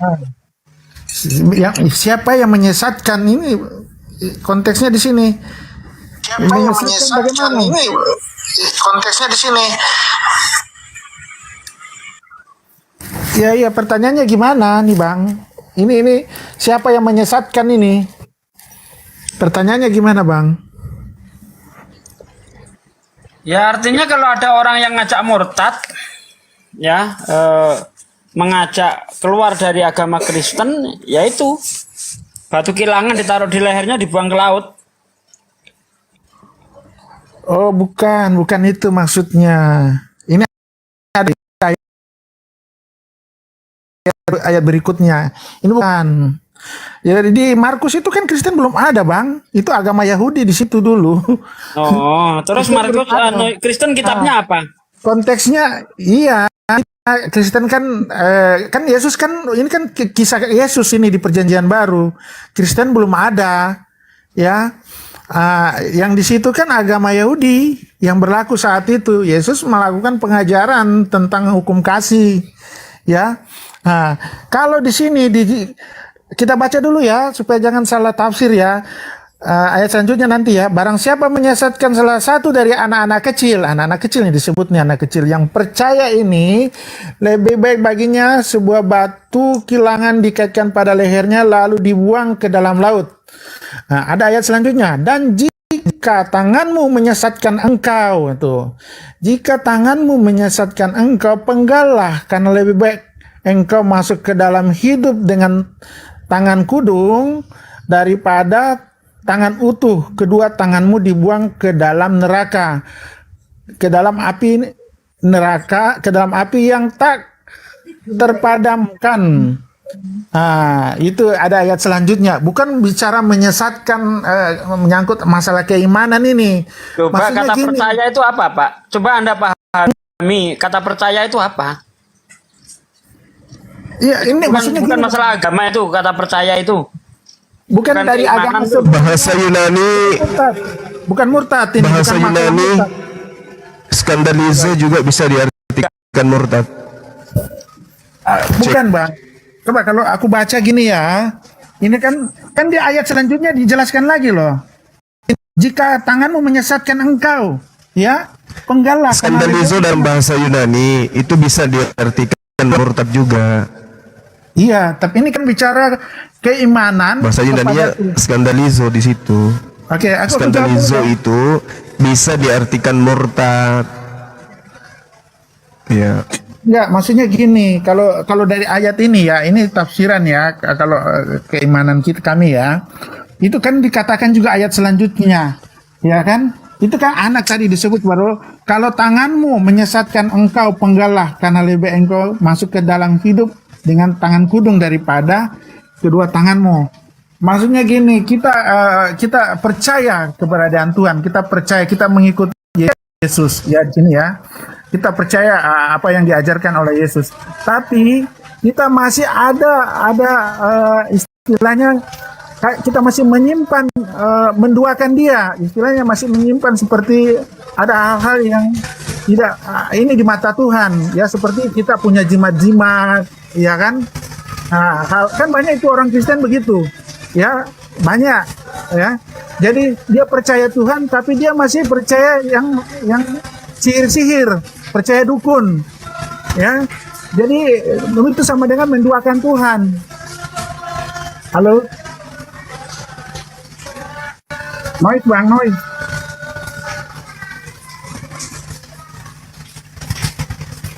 Nggak ada yang noise, terusin aja, nggak ada. Oke, ya. Tadi noise, Bang. Jadi gitu, kalau kita percaya kepada Tuhan, kita harus fokus ya kepada Dia. Jangan ada hal-hal yang menduakan Tuhan ya, hal-hal ya seperti itu kita masih percaya yang hal sihir ya, guna-guna ya, yang begitu. Jadi tinggalkan semua. Jadi kalau dari salah satu anggota tubuhmu, jadi jangan karena itu yang menghambat engkau untuk menerima keselamatan. Terkadang begitu, kita sebagai orang percaya masih juga percaya hal-hal yang di luar dari keyakinan kita kepada Tuhan. Banyak yang begitu maksudnya. Jadi kita harus tanggalkan. Jadi kalau tanganmu menyesatkan engkau, potonglah. Ya kan? Atau matamu, cungkilah. Kan ada ayat juga yang lain yang mengatakan itu. Kalau matamu yang menyesatkan engkau, ya melihat sesuatu yang kurang baik, ya ibarat seperti gitu, cungkilah. Begitu. Jadi kita harus mengenal Tuhan itu ya dengan sepenuh hati. Ya, jangan suam-suam kuku istilahnya gitu, Bang. Jadi bukan ini murtad yang maksudnya dia dari agama sebelumnya dia pindah baru ini kan dia sebut anggota tubuh loh. Iya kan? Begitu, Bang. Oke, silakan.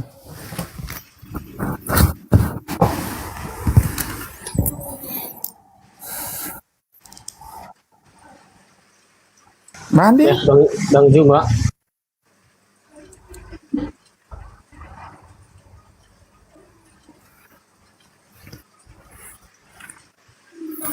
Cek, Bang. cek, oke.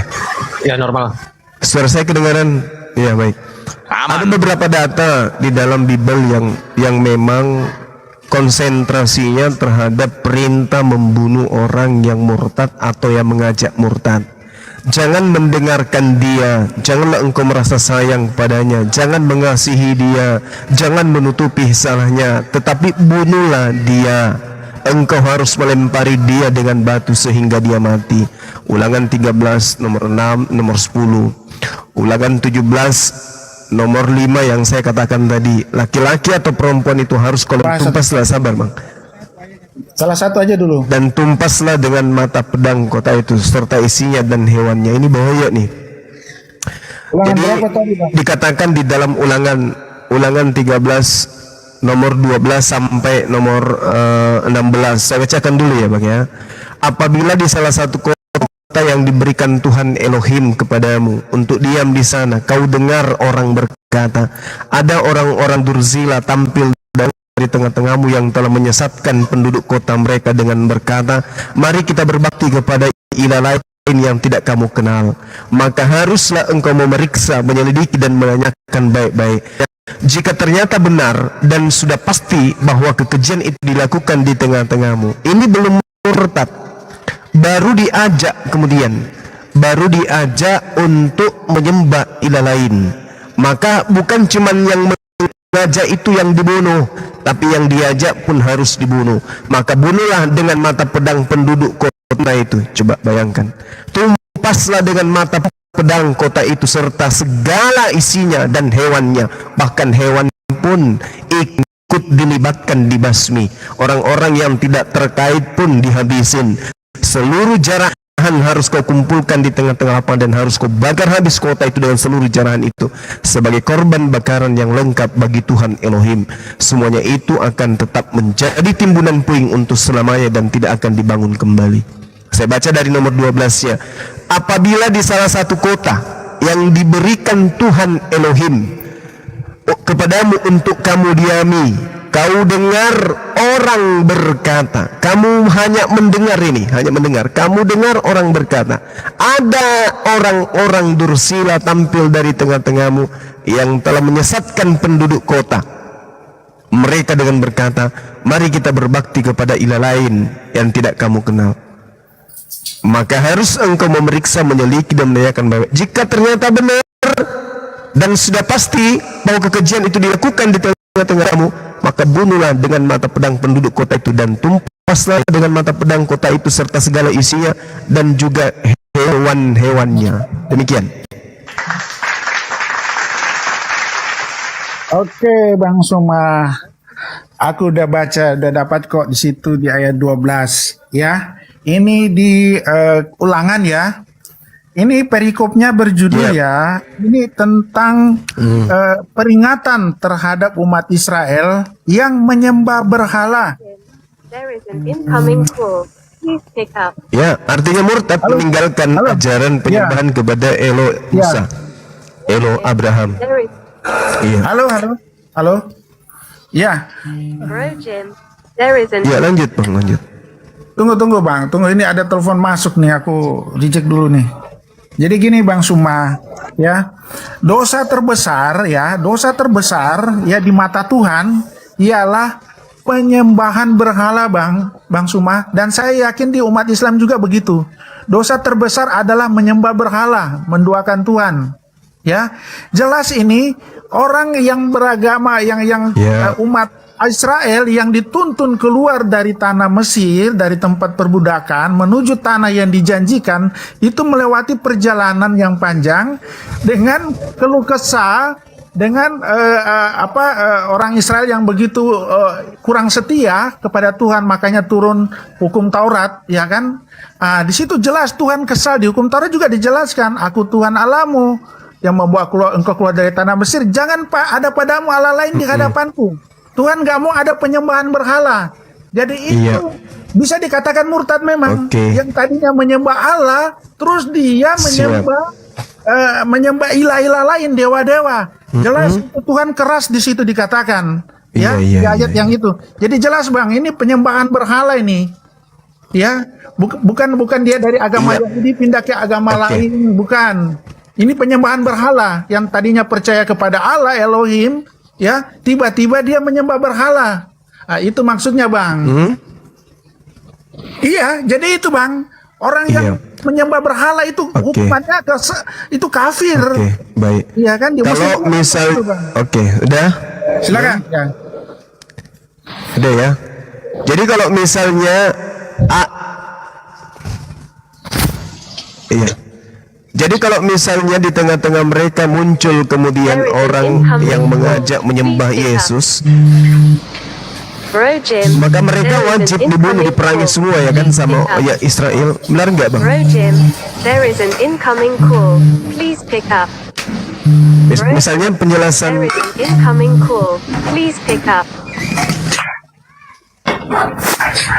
Bang Don Juan itu di mute dulu aja dulu. Tunggu, Pak.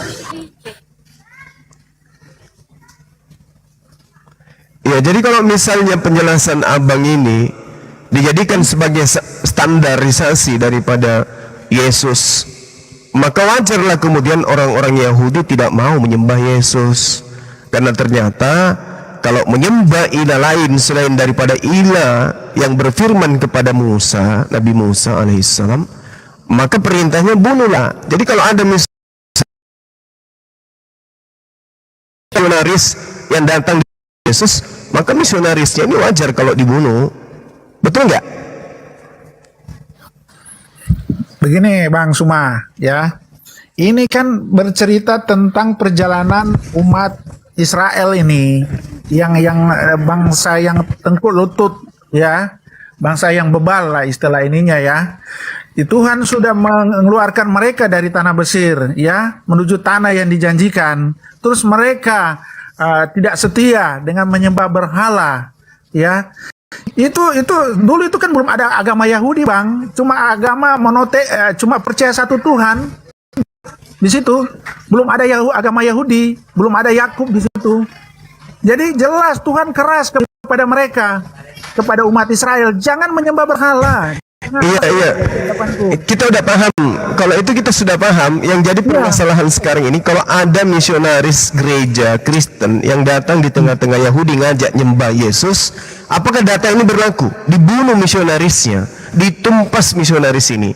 Berlaku tidak itu? Karena mereka yakin sekali bahwa misionaris ini akan mengajarkan menyembah ilah lain. Gimana Bang? Ya oke, Bang Suma, saya tahu, saya paham maksudnya gitu. Misionaris itu bukan menyembah berhala, Bang. Mereka tidak mengajarkan menyembah patung, menyembah menyembah Tuhan. Tuhan Yesus itu berhala. Di situ kita berbeda. Yesus itu berhala, Bang. Yesus itu kan Allah yang menjadi manusia. Selain daripada pencipta langit dan bumi, itu adalah berhala. Yesus itu berhala, dia berhala dalam bentuk manusia. Nah sekarang pertanyaannya adalah, ketika ada misionaris orang Kristen datang di tengah-tengah orang Yahudi mengajarkan menyembah anak Maria, pantas tidak dibunuh oleh orang Yahudi? Itu poinnya. Itu berbeda. Kok jadi tertawa ya? Konteksnya. Loh kok berbeda? Di Katolik Kristen itu mengajarkan menyembah satu Tuhan, Bang. Cuma bukan menyembah berhala. Iya. Dengar, Yesus itu berhala. Mana berhalanya? Coba jangan tertawa dulu. Kita lihat di dalam kitabnya orang Yahudi, Hosea 11 nomor 9. Aku tidak akan melaksanakan murkaku yang menyala-nyala, tidak membinasakan Efraim kembali, sebab aku ini Allah dan aku bukan manusia. Yesus manusia atau bukan? Ya itu kita kembali lagi ke ketuhanan Yesus lagi kalau begitu. Tidak, ini yang perjanjian lama ini Bang Suma. Kita bicara perjanjian lama. Bilangan 23 nomor 19, Allah bukan manusia, Allah bukan anak manusia. Yesus manusia, Yesus anak manusia. Nggak bisa, Yesus lolos, nggak bisa. Begini Bang Yeremia 10 nomor 6, sabar bang. Yeremia 10 nomor 6, tidak ada yang sama seperti Elohim. Ya Tuhan, Engkau maha besar, tidak ada yang sama seperti Engkau. 2 Samuel 7 nomor 22, sebab itu Engkau maha besar, ya Tuhan Allah, sebab tidak ada yang sama seperti Engkau. 1 Tawarik 17 nomor 20, ya Tuhan, tidak ada yang sama seperti Engkau, tidak ada ilah selain Engkau, menurut segala yang kami tangkap dengan telinga kami. Lalu berbicara mengenai Yesus, Ibrani 2 nomor 17, itulah sebabnya maka dalam hal ini Yesus harus disamakan dengan saudara-saudaranya, supaya Yesus menjadi imam besar yang menaruh belas kasihan dan setia kepada Allah. Jadi Yesus ini manusia yang sama dengan saudaranya, yang harus setia kepada Allah untuk mendamaikan seluruh dosa manusia. Jadi kalau menyembah Yesus, ya menyembah berhala. Gitu Bang, makanya orang Yahudi tidak mau mengakui Kristen ini sebagai saudara dalam berkeyakinan, tetapi dianggap sebagai Abu Dasalah, bidat. yang harus dijauhkan. Bahkan kalau kita lihat di dalam kitabnya mereka, di dalam Talmud, orang-orang Kristen itu dianggap sebagai binatang yang menjadi penghuni kekal di dalam neraka. Gitu loh Bang. Lanjut. Oke Bang, gantian Bang ya. Jadi gini, ini berbicara konteksnya pada saat Exodus ya, Israel keluar dari tanah Mesir, tanah perbudakan. Kalau disambung-sambungkan dengan Katolik, Yahudi saja belum ada. Ya, agama Yahudi aja belum ada, baru Musa di situ hukum Taurat. Jadi nggak nyambung Bang kalau Bang cuma hubung-hubungkan dengan Katolik, dengan Kristen. Kristen itu perjanjian baru malahan. Katolik juga di perjanjian baru. Yahudi saja belum ada, ini hanya baru percaya pada Tuhan, satu Tuhan. Makanya wajarlah Tuhan mengatakan di hukum Taurat, jangan ada padamu Allah lain di hadapanku.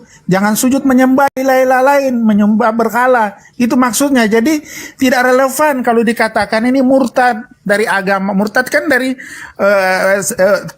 terbagi juga, bukan cuma dari satu agama ke agama lain, tapi dari Tuhan ke akhirnya penyembah berhala. Bang Nasri Sukran. Yang kita bicara tadi itu kan konteksnya yang sudah punya agama seperti Muslim akhirnya murtad gitu kan, Kristen jadi ini memang Tuhan keras. Begitu juga di Muslim dikatakan kafir juga kalau penyembah berhala. Itu Bang maksudnya Bang. Jadi nggak masuk kalau dicocokkan di situ Bang. Sekarang oke, baik. Baik, orang-orang Yahudi kalau dia meninggalkan Yahudi menjadi Kristen itu murtad namanya. Murtad itu kalau orang Yahudi tiba-tiba menjadi Kristen, dia murtad. Nah, ketika dia menjadi Kristen, maka wajib hukumnya kemudian diperlakukan data yang tadi. Kenapa? Karena seketika Tuhannya menjadi makhluk, yaitu Yesus manusia. Dikatakanlah dia sebagai penyembah ilah lain, karena Yesus itu bukan Elohim yang mereka sembah. Yesus itu ciptaan Elohim. Itu poinnya yang harus dipahami dengan baik.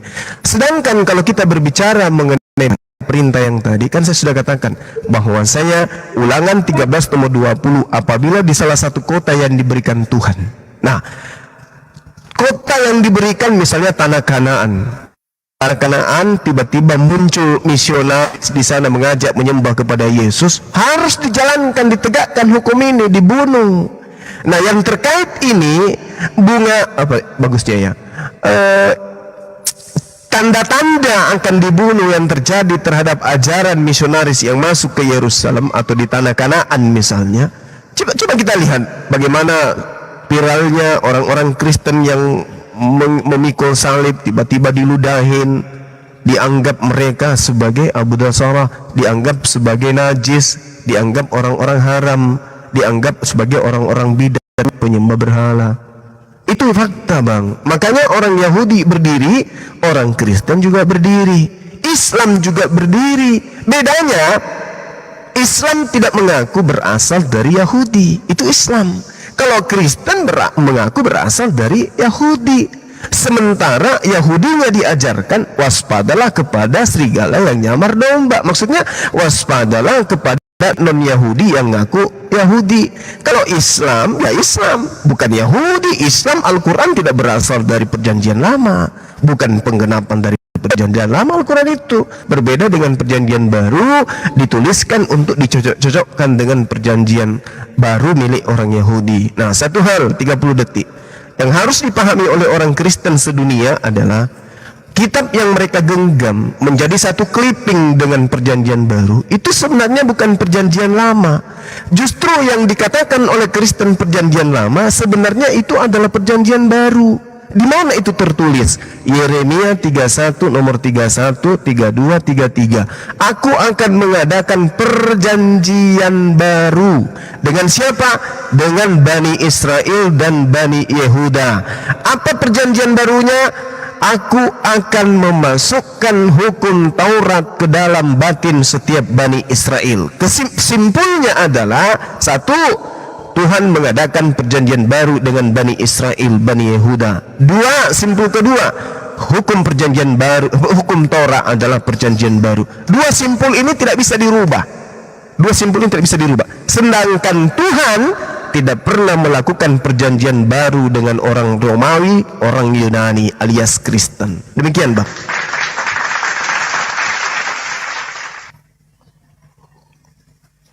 Iya, Bang Suma. Ya, itu kita gini bicara ketuhanan ya.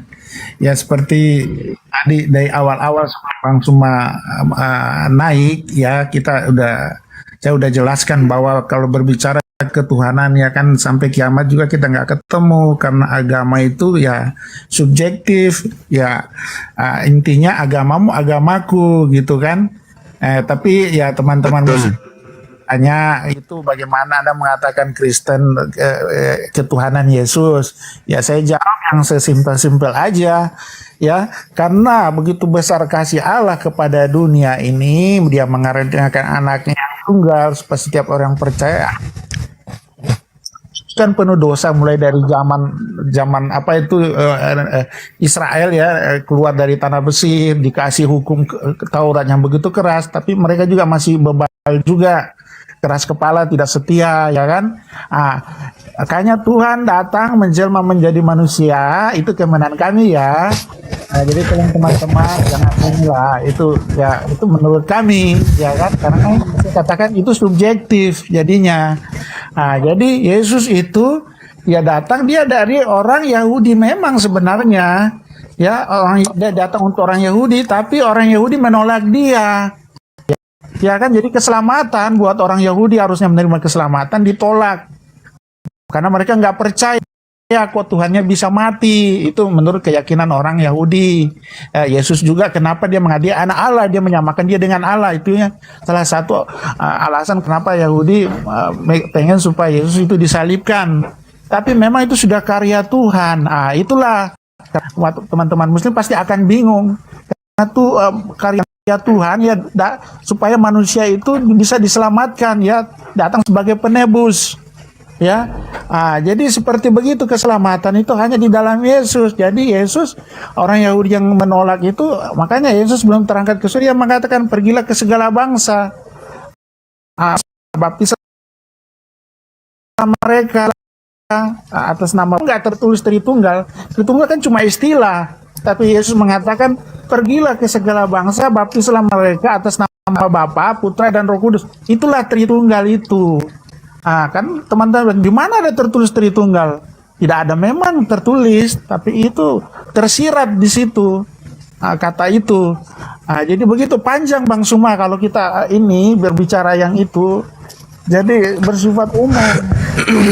Sulit, kita nggak akan ketemu. Saya udah katakan sampai kiamat juga nggak akan ketemu Bang.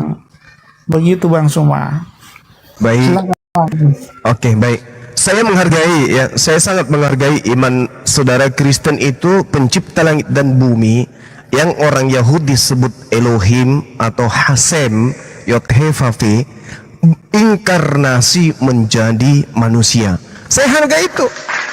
Itu iman saudara saya Kristen yang saya kasihi. Mereka mengimani Tuhan kita, Tuhan yang menciptakan kita ini berinkarnasi menjadi makhluk, bahkan sampai pada level menjadi mayat. Itu iman saudara saya Kristen. Saya hargai itu. Tetapi permasalahannya kemudian ketika ditanya, untuk apa pencipta langit dan bumi kita menjadi mayat? Apa jawaban saudara Kristen? Untuk mengasihi manusia, supaya dia memperlihatkan betapa dia cintanya kepada manusia, supaya memperlihatkan betapa sayangnya Tuhan pencipta langit dan bumi, sehingga dia mengaruniakan anaknya, sehingga anaknya ini adalah dirinya sendiri, sehingga yang mati ini adalah dirinya sendiri, dan dia tidak dibunuh tetapi menyerahkan dirinya. Inilah poinnya sebenarnya. Nah sekarang permasalahan yang muncul bukan antara iman yang kita pertaruhkan, tidak. Ini adalah prospeknya akal dan wahyu. Tuhan ketika bercerita tentang dirinya, tentang kemurkaannya, tentang kasih sayangnya, itu ada kaidahnya, ada patokan-patokannya. Contoh, Yehezkiel 5 misalnya. Kalau kita baca satu perikop betapa murkanya Tuhan kepada Yerusalem, kepada Bani Yakub, kepada Bani Israel, ketika Tuhan melihat kelakuan-kelakuan mereka melanggar setiap perintah yang didatangkan oleh Tuhan oleh Tuhan kepada diri mereka. Yehezkiel 5. Kalau kita lihat lagi di Yehezkiel 4:4, bagaimana kemudian Tuhan murka semurka-murkanya, menjadikan kutukan-kutukannya itu terhadap Bani Israel Yerusalem, dikarenakan mereka orang-orang Yahudi membiarkan orang-orang najis masuk ke rumah ibadah mereka. Lanjut lagi kita, kalau kita lihat di Yesaya 6:6, bagaimana kemudian Tuhan datang dengan nyala apinya untuk menghanguskan orang-orang yang memakan babi dan seterusnya. Lalu bagaimana kemudian Tuhan bersumpah dengan dirinya sendiri tidak akan memasukkan orang-orang yang tidak bersunat di dalam kota Yerusalem lama dan Yerusalem baru. Ini harus dipahami secara kontekstual. Jadi tidak hanya mengada-ngada secara iman, tetapi harus berdata. Pendekatan logika dan pendekatan wahyu yang harus kita gunakan. Maka ketika kita melihat apa yang tertuang di dalam pengajaran Yesus misalnya, ini di luar daripada konteks imannya Kristen, kita hanya berbicara data dan akal sehat. Yohanes 7 nomor 49, apa kata Yesus? Orang banyak ini yang tidak mengenal hukum Taurat terkutuk. Coba, orang yang tidak mengenal hukum Taurat terkutuk.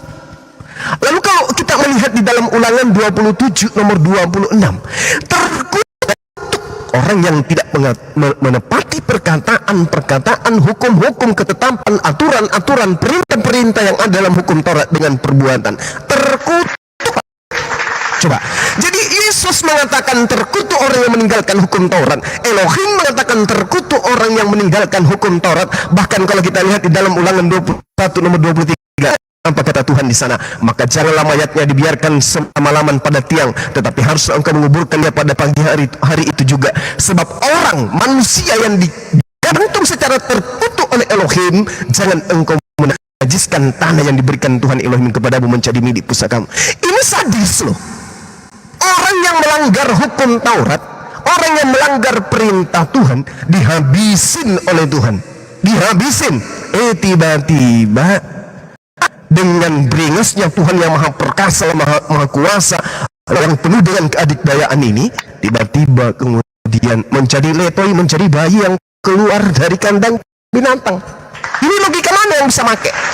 Tuhan menggulung langit dan bumi dengan murkahnya, dengan apinya menghanguskan semuanya, pemakan babi dilahat dengan apinya dan seterusnya. Bahkan Tuhan mengatakan cungkil mata, potong tangan. Kok tiba-tiba hal itu terjadi karena pelanggaran terhadap perintahnya? Tiba-tiba ada sekelompok manusia dari barat menghapuskan semua aturan-aturan Tuhan dan mengatakan Tuhannya menjadi bunglon, seketika menjadi bayi yang keluar dari rahim, lahirnya di tempat binatang, kemudian besar mengajarkan ajaran kasih, dan dia adalah manusia pernah menjadi mayat. Siapa yang percaya Tuhan jadi mayat, pernah menjadi mayat, dia akan diselamatkan. Ini konsep yang tidak rasional tapi irrasional. Jadi dua pembeda yang harus diakui. Kristen dengan imannya kita hargai, tetapi sangat disayangkan itu tidak berpola kepada akal dan wahyu, hanya semata-mata karena bimbang. Dan sekali-sekali menggunakan akal sehat ketika Anda ingin menjadi orang Kristen atau ingin tetap mati dalam keadaan Kristen. Ketika berbicara Bible, jauhkan akal Anda dari Bible, maka Anda akan mati dalam keadaan Kristen. Percaya sama saya. Silakan. Oke, Bang Suma, luar biasa. Bang Suma ini mungkin hampir tiap hari baca Alkitab ya. Ya, tapi ada juga yang saya luruskan, Bang Suma. Ya, itu tadi Bang Suma mengatakan begitu besar kasih Allah itu, dia tahu juga ayatnya itu ya, karena kasih Allah menyayangi umatnya, itu saya garis bawahi. Itu memang di situ tertulis. Tapi ada beberapa yang saya luruskan, yang menyangkut masalah hukum Taurat ya.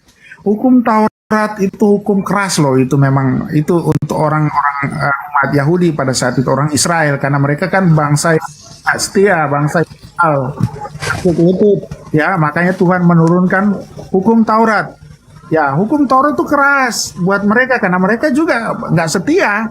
Ya, mereka masih bikin patung dari sapi emas, ya.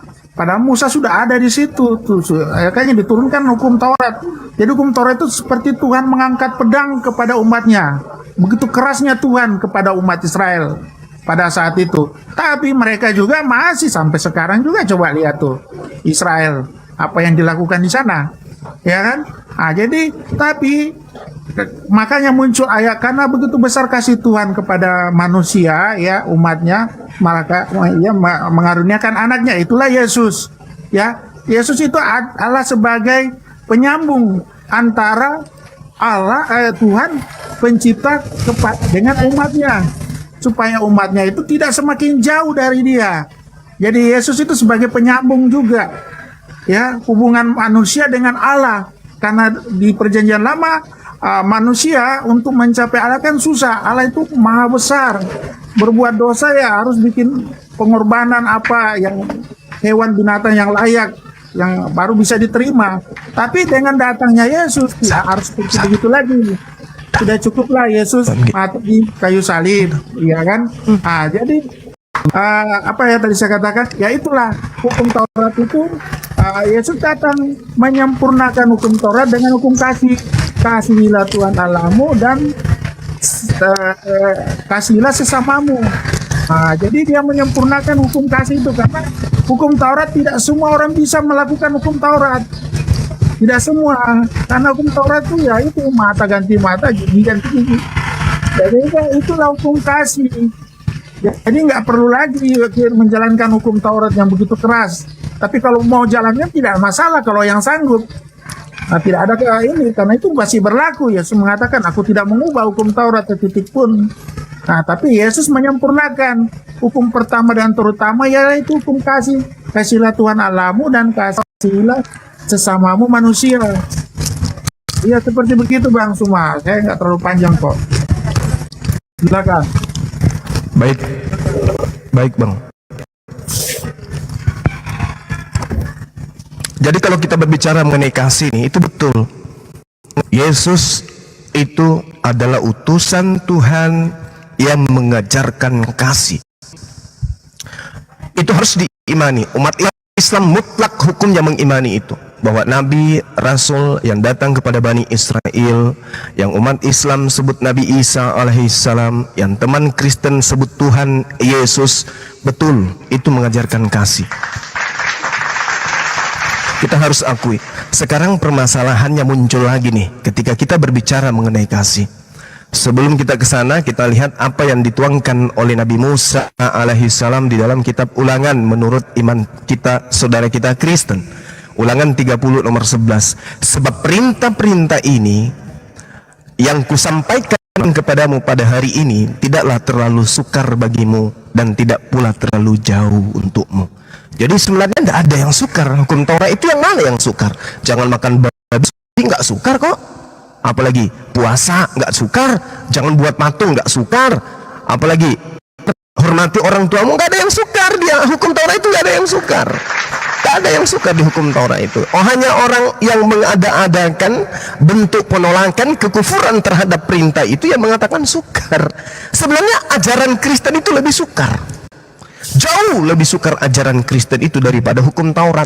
Karena kalau di ajaran Kristen dikatakan salah satunya, barang siapa yang meminta kepadamu, jangan kau katakan tidak, tapi berikan apa yang dia minta dan jangan pernah kau tolak. Itu perintah di Kristen. Jadi kalau ada yang minta biji mata, kasih. Itu lebih berat ajaran Kristen sebenarnya. Tapi kita tidak ke situ. Sekarang arahnya tentang ajaran kasih. Yesus mengatakan hukum utama itu adalah kasihi Allah, kasihi Elohim, kasihi Tuhan. Itu betul. Jadi hukum yang terutama itu harus diutamakan. Tidak ada guna hukum kedua dilaksanakan kalau hukum utama tidak didirikan. Hukum utama dulu harus ditegakkan,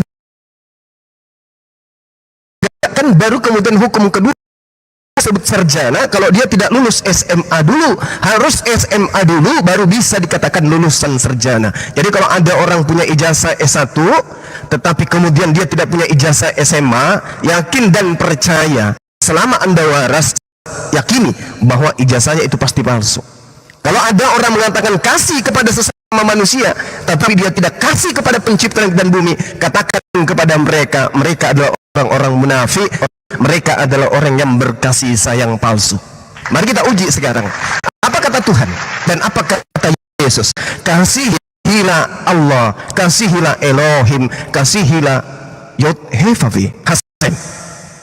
dengan segenap akal budi. Nah, sekarang permasalahannya, perintah mengasihi itu termaktub di dalam kitab Ulangan. Ulangan 11 nomor 1. Haruslah engkau mengasihi Elohim dan melakukan dengan setia kewajibanmu terhadap Elohim dengan senantiasa berpegang pada segala ketetapannya, berpegang kepada segala peraturannya, dan berpegang kepada setiap perintah-perintahnya. Pertanyaannya, hukum kasih pertama ini Kristen lolos tidak? Tidak. Lolos tidak Kristen ini? Mau sekte apapun? Tidak. Lillahi ta'ala, tidak ada satupun orang Kristen yang lolos dari hukum pertama ini kecuali mereka yang sudah mu'allaf. Subhanallah. Haruslah engkau melakukan dengan setia kewajibanmu terhadap Elohim dengan senantiasa berpegang pada segala ketetapannya, peraturan dan perintahnya. Masya Allah, ini Kristen tak bisa lolos ini. Perintah-perintah yang ada di dalam ketetapan ketentuan hukum Tuhan yang datang kepada Bani Israel, kata Kristen Efesus 2 nomor 15, dengan matinya Tuhan kita Yesus, maka Tuhan kita telah membatalkan segala perintah, ketetapan dan aturan-aturan Tuhan dan segenap perintah yang ada di dalamnya. Berarti bagaimana mungkin Kristen mau lolos lagi di dalam kasih kepada Allah sementara hukum-hukum sebagai kunci untuk kasih kepada Allah sudah ditiadakan? Nonsense alias bullshit. Sekarang kasih yang kedua. Kasih yang kedua apa itu? Mengasihi sesama manusia. Dengan apa cara mengasihi? Mengajarkan ketetapan, peraturan, ketentuan, hukum-hukum dan perintah-perintah Tuhan kepada mereka agar mereka jalankan supaya lanjut usianya, supaya lanjut hidupnya dan kelak akan masuk ke dalam surga. Apa pembenarannya? Markus 9 nomor 42 yang tadi. Barang siapa menyesatkan salah satu dari anak-anak kecil yang percaya, lebih baik baginya jika sebuah batu kilangan diikatkan kepada lehernya lalu dibuang ke dalam laut. Pertanyaannya, apakah bapak-bapak Kristen, ibu-ibu Kristen atau bapak-bapak gereja tergolong menyesatkan ketika mereka mengajarkan anak-anak jemaat sekolah minggu untuk menyembah kepada manusia Yesus? Menyesatkan atau tidak? Menyesatkan. Apakah tergolong menyesatkan ketika bapak-bapak gereja, pastor sekolah minggu menatar orang-orang, anak siswa dan siswinya, kemudian menjalankan suatu aturan manusia dan meninggalkan aturan Tuhan dengan mengatakan bahwa perintah Torah itu sudah tidak berlaku lagi? Menyesatkan atau tidak? Menyesatkan. Jadi Kristen ini Al-Quran katakan ulaika hum syarrul bariyah, mereka adalah kelompok yang seburuk-buruknya makhluk. Kenapa? Karena mereka tidak kasih kepada Tuhan dan juga tidak kasih kepada sesama manusia.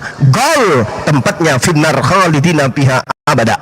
Itu bang. Jadi kalau kita berbicara mengenai kasih di Kristen itu nggak ada kasih. Kasih kepada Tuhan tak ada, kasih kepada manusia tak ada. Tapi kalau berhubungan kepada yang mereka sebut Tuhan ada, hubungan kepada manusia juga ada. Tapi kasih nonsen, bullshit. Di Kristen tak ada kasih kepada Tuhan dan tak ada kasih kepada sesama manusia. Kenapa? Karena implementasi kasih itu adalah ketaatan, setia menjalankan segala ketetapan, peraturan dan perintah-perintah Tuhan. Dan perintah Tuhan itu menurut Ulangan 6, Ulangan 4, jangan ditambah, jangan dikurangi, tapi ajarkan kemudian segala hukum-hukum yang datang kepada Musa, kepada anak-anakmu, kepada keturunanmu, kepada cucu-cucumu, kepada istrimu, kepada suamimu, tetanggamu. Ajarkan mereka pada saat mereka duduk, pada saat mereka baring, pada saat mereka berjalan, pada saat mereka berlari, dan tuliskan di pintu-pintu kalian supaya kalian tetap setia menjalankan perintah-perintahku. Apakah ini berlaku di Kristen? Tak ada. Tak ada. Kristen itu sebuah pengajaran, sebuah komunitas yang tidak menjalankan perintah Tuhan tapi menjalankan perintah manusia. Yahudi ada tertulis, tidak dipraktekkan. Kemudian Kristen tak ada tertulis tapi dipraktekkan. Contoh, nyembah Yesus ada perintah tertulis? Tak ada. Ibadah hari Minggu ada perintah tertulis? Tak ada. Apalagi menjadikan kemudian Tuhan menjadi tiga pribadi atau terus? Tidak ada. Natal ada tertulis? Tak ada. Jadi yang tidak tertulis dijalankan, yang tertulis ditinggalkan. Yahudi tertulis ditinggalkan, Kristen tidak tertulis dilaksanakan. Tapi kalau Islam tertulis dilaksanakan. Yang terekam di kitab suci dilaksanakan, ditunaikan. Sambil ngopi teman-teman, silakan. Oke, Bang Suma. Wah, makin seru ini, makin seru. Di sini tadi Bang Suma ada mengatakan bahwa perintah hukum Taurat itu tidak susah kan? Ya itu ada hukum Taurat banyak isinya, ya. Tapi hukum Taurat itu ya di sini dikatakan di Yakobus 2 ayat 10 bisa dibuka. Dikatakan di sini, barang siapa menuruti seluruh hukum itu tetapi mengabaikan satu bagian daripadanya, ia bersalah terhadap seluruhnya. Jadi hukum Taurat itu kalau hanya satu atau dua dijalankan, ya yang lain tidak, ya itu sama dengan sia-sia. Jadi sama dengan tidak ada gunanya. Jadi hukum Taurat itu harus dijalankan secara keseluruhan. Jadi tidak bisa dipilah-pilah. Begitu. Dia menjalankan sebagian saja, sebagian tidak, itu nggak bisa. Itu dijelaskan di Yakobus 2 ayat 10. Barang siapa menurut seluruh hukum itu tetapi mengabaikan satu bagian daripadanya, ia bersalah terhadap seluruhnya. Itu di hukum Taurat. Hukum Taurat itu yang berat apa? Mata ganti mata, gigi ganti gigi. Orang berzina dihukum dirajam sampai mati.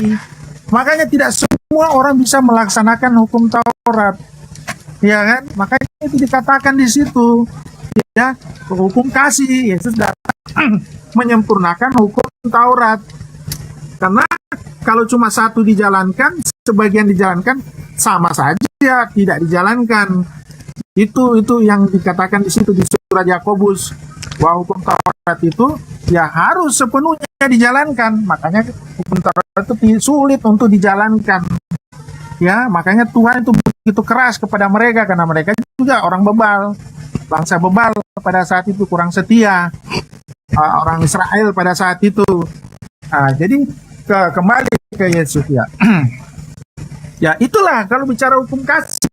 Kasihlah Tuhan Allahmu dengan segenap hati dan segenap jiwamu dan akal budimu, dan kasihlah sesamamu manusia. Itu yang hukum itu yang sekarang yang berlaku. Jadi kalau yang apa yang terjadi sekarang ada orang Israel yang mengimani hukum Taurat, ya wajarlah mereka di sana itu perang di sana itu, ya. Jadi kita tidak mengimani hukum Taurat, bukan tidak mengimani, artinya kita sudah dihukum kasih, bukan lagi dihukum Taurat. Jadi biarlah orang Israel aja di sana yang pegang itu hukum Taurat. Nah, jadi nggak salah itu mereka perang di sana, memberangus orang yang tidak bersalah, mata ganti mata. Seperti itu yang terjadi. Karena kita sekarang sudah hidup di hukum kasih. Setelah kematian Yesus ya memang dijelaskan hukum Taurat lagi sudah tidak berlaku karena Yesus sudah mati. Dia sudah menebus dosa kita. Nah, itu di keimanan Kristen, Bang. Jadi kalau orang Kristen tidak menjalankan hukum kasih, ya orang-orang pribadinya ada, tidak semua orang Kristen juga bisa menjalankan itu. Tapi tidak digeneralisir bahwa hukum kasih itu tidak bisa dilaksanakan. Ya kita bicaranya kayak oknum aja, orang pribadi. Begitu sama juga di Muslim. Ada juga yang oknum yang sesat begitu, walaupun dia beragama. Nah, begitu Bang Suma. Jadi ya seperti itu ya. Jadi saya nggak bicara panjang kayak Bang Suma itu kalau wah sama. Ya sorry. Baik. Jadi panjang. Iya. Saudara saya kemudian ingin menyatakan bahwasanya di dalam hukum Taurat meninggalkan satu sama dengan meninggalkan semuanya. Itu tepatnya bukan di Yakobus 3 tapi di Yakobus 2. Gini. Ya, Yakobus 2 Paulus. Ya, ini Paulus lagi melakukan pengajaran kepada orang-orang di luar Yahudi yang tidak tinggal dengan Yesus yang ada di Yerusalem atau di Galilea. Ini Paulus sedang mengajar orang di luar. Bukan mengajar, bukan isi rumah yang diajarkan untuk mengatakan ini, tidak. Kenapa demikian? Jangankan para nabi, Yesus aja mengajarkan pertobatan. Maka bertobatlah kepada Tuhan agar dosa-dosa kamu dihapuskan, sehingga masa-masa yang menyegarkan dapat datang dari Tuhan. Itu diterangkan di dalam Kisah Para Rasul 3, Kisah Para Rasul 17, Kira 8, Wahyu 2, kemudian muncul lagi di Lukas 5, Matius 3, dan seterusnya. Bagaimana kemudian Tuhan mengajarkan dari titah yang muncul dari kitabnya orang Yahudi, Amsal 28, 13, 2 Tawarik 7, 14, umat diperintahkan untuk merendahkan diri dan berdoa dan bertaubat. Jadi kalau ada orang Israel lupa, lalai untuk ibadah, mempersembahkan korban bakaran dan seterusnya, solusinya bertaubat. Yehezkiel 18, nomor 18 sampai nomor 20 dan seterusnya. Meninggalkan aja, bukan begitu. Tidak dihukum kemudian orang Yahudi ketika mereka bertobat, ada hukuman bagi mereka yang bertobat. Sementara sementara yang Paulus lakukan, beliau mencoba mendoktrin bahwa hukum Taurat itu memang pada dasarnya tak berguna. Dia adalah sampah. Filipi 3 dan seterusnya, Roma 3, Roma 7 dan seterusnya. Memang Paulus sudah menggariskan kepada non-Yahudi bahwa hukum Taurat itu menyesatkan, hukum Taurat itu adalah sampah, hukum Taurat itu adalah sengat maut. Itu pengajaran Paulus memang. Jadi kalau dia mengatakan barang siapa menuruti seluruh hukum itu tetapi mengabaikan satu bagian daripadanya, ia bersalah terhadap seluruhnya. Apa maksudnya ini? Karena memang dia akan mengajarkan hukum Taurat itu enggak berlaku lagi. Yang berlaku adalah ajaran kasih. Sayangnya salah konsep. Ajaran kasih itu bukan orang datang kita elus-elus, orang marah sama kita senyumin, orang kecelakaan kita kasih obat, orang kena musibah kita kasih Indomie, orang sakit dibawa ke rumah. Itu bukan kasih. Yang dimaksud di dalam pengajaran Yesus. Kasih yang dimaksud adalah mengasihi manusia dengan mengajarkan manusia mentaati perintah Tuhan. Makanya tadi kan Markus, kita sudah baca Markus 9:42. Barang siapa menyesatkan salah satu dari anak kecil. Nah sekarang anak-anak ini bapaknya Kristen, mamanya Kristen, ketika bapak ibunya mengajari dia menyembah manusia bernama Yesus, itu menyesatkan atau tidak? Menyesatkan. Harusnya yang diajarkan ke anaknya menyembah Elohim yang datang kepada Nabi Musa, bukan yang datang di kandang binatang, bukan.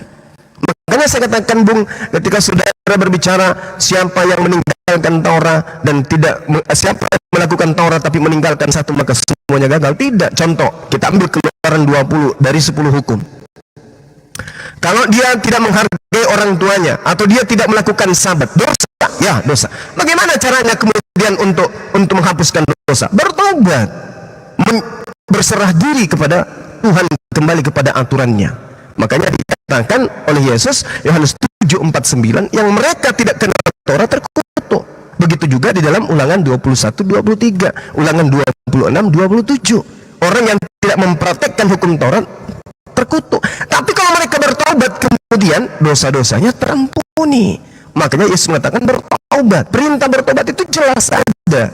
Nah sekarang kalau perintah yang satu nih yang dilanggar, menyembah ilah lain, ini yang tidak diampuni selama orang tersebut kemudian tidak bertobat kembali menyembah kepada Eloh yang benar.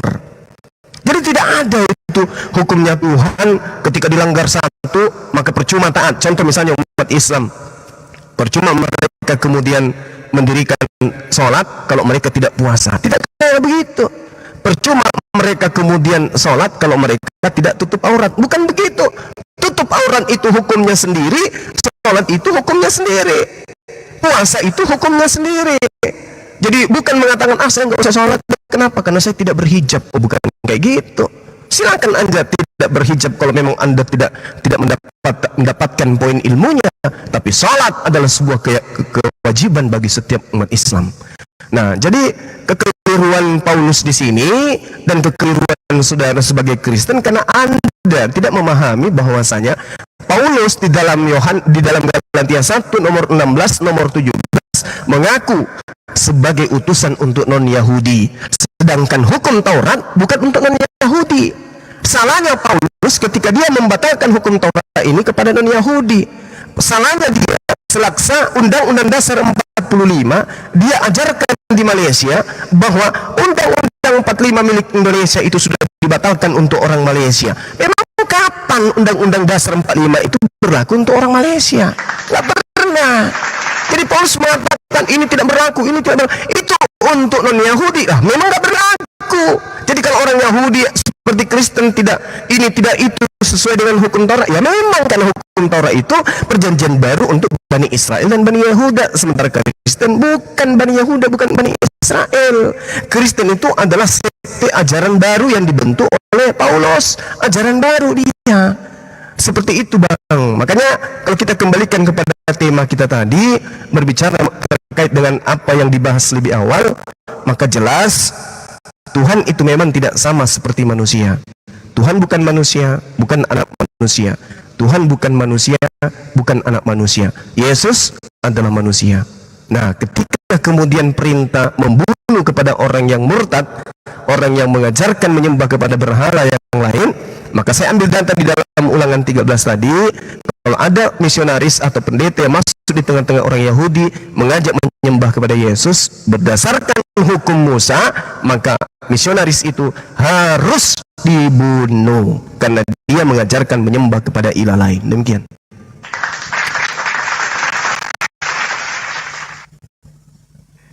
Ya, Bang Suma. Jadi kita berbeda di situ ya, berbeda tentang keyakinan.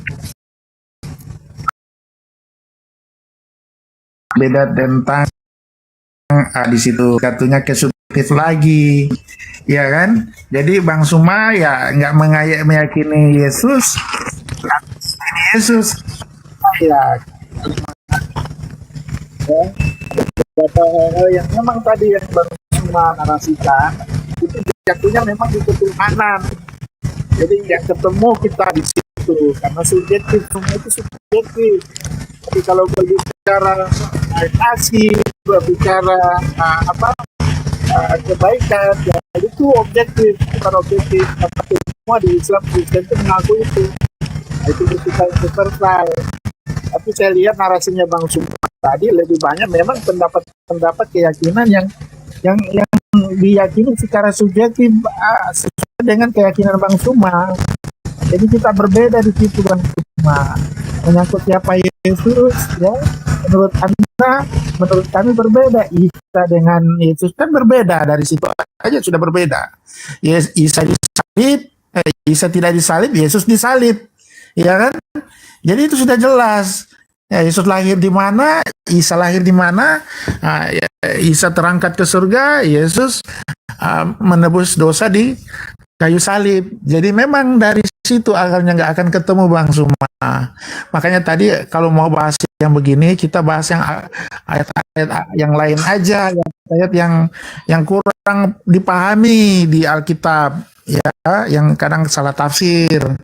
Karena kita memang ya di Kristen itu ada ayat yang mengatakan jangan menafsirkan sesuai dengan keinginan kita sendiri, ya harus ada bimbingan Roh Kudus. Sedangkan saudara-saudara Muslim Bang Suma itu kan, saya mengakui Bang Suma belajar Alkitab itu mungkin dari Kejadian sampai Wahyu juga, tapi ya cuma belajar tapi tidak meyakini, itu berbeda Bang. Jadi seperti ibarat kita membaca tapi tidak membaca atau menghafal tapi kurang dipahami, atau makan tapi tidak dikunyah, begitu. Tapi kalau di Kristen kita membaca dan kita pahami karena kita didorong dengan kuasa Roh Kudus, karena kami yakin percaya di situ. Karena kita dengan saudara Muslim kan lebih mengedepankan memang akalnya. Kita iman, bukan berarti di Kristen nggak memakai akal, tapi Tuhan mengajarkan ya beriman dulu baru berakal, gitu. Bukan berakal dulu. Kalau berakal dulu ya kita nggak bisa tahu eksistensi Tuhan. Nah itu yang dipakai orang ateis. Mereka tidak percaya Tuhan karena mereka menggunakan akal, tidak memakai keimanan. Begitu. Jadi kita saling menghargai saja. Jadi saya sih nggak masalah Bang Suma bilang Yesus itu anak manusia atau apa ya. Karena menurut keyakinan Bang Suma seperti itu. Ya karena ini agama sifatnya subjektif Bang Suma. Ya.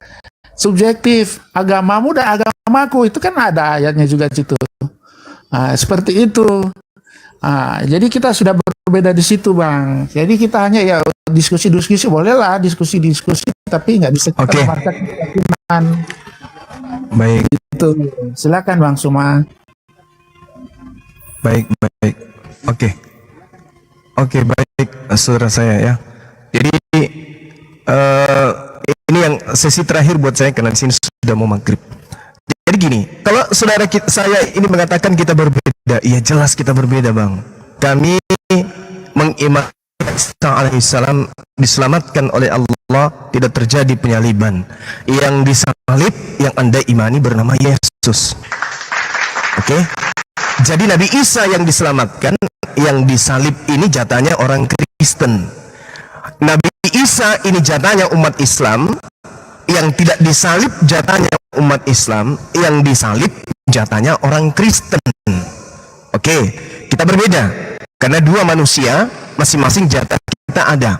Kami jatahnya adalah orang yang diselamatkan dari penyaliban, sementara saudara Kristen jatahnya adalah orang yang disalibkan. Sekarang mari kita lihat, kita uji keotentikan berdasarkan akal dan iman.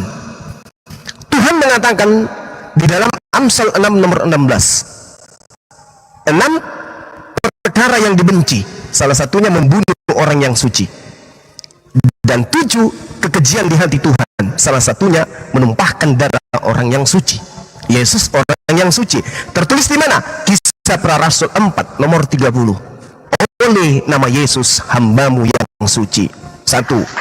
Yang kedua, Keluaran 23 nomor 7. Jangan engkau membunuh orang yang tidak bersalah. Yesus tidak bersalah. Kenapa? Dia hamba yang suci, berarti tidak bersalah. Jangan kau membunuh orang yang tidak berdosa. Yesus tidak berdosa. Kenapa? Karena Yesus adalah orang yang suci. 2 poin. Ini pengakuan iman umat Islam. Nabi Isa tidak disalibkan, yang disalibkan itu adalah orang yang tidak suci, pengkhianat, orang yang fasik yang menggantikan dia kemudian. Nah, apakah Tuhan ada membenarkan kaidah Islam? Ada. Tertulis di mana? Mari kita lihat apa yang tertuang di dalam Amsal nomor 11 nomor 8. Orang benar diselamatkan dari kesukaran. Orang yang fasiklah yang akan menggait Islam. Nabi Isa alaihissalam ada uji, kaidah kalian ada pengkhianat yang mengkhianati Yesus yang kemudian disalibkan. Nah, ini kena nih.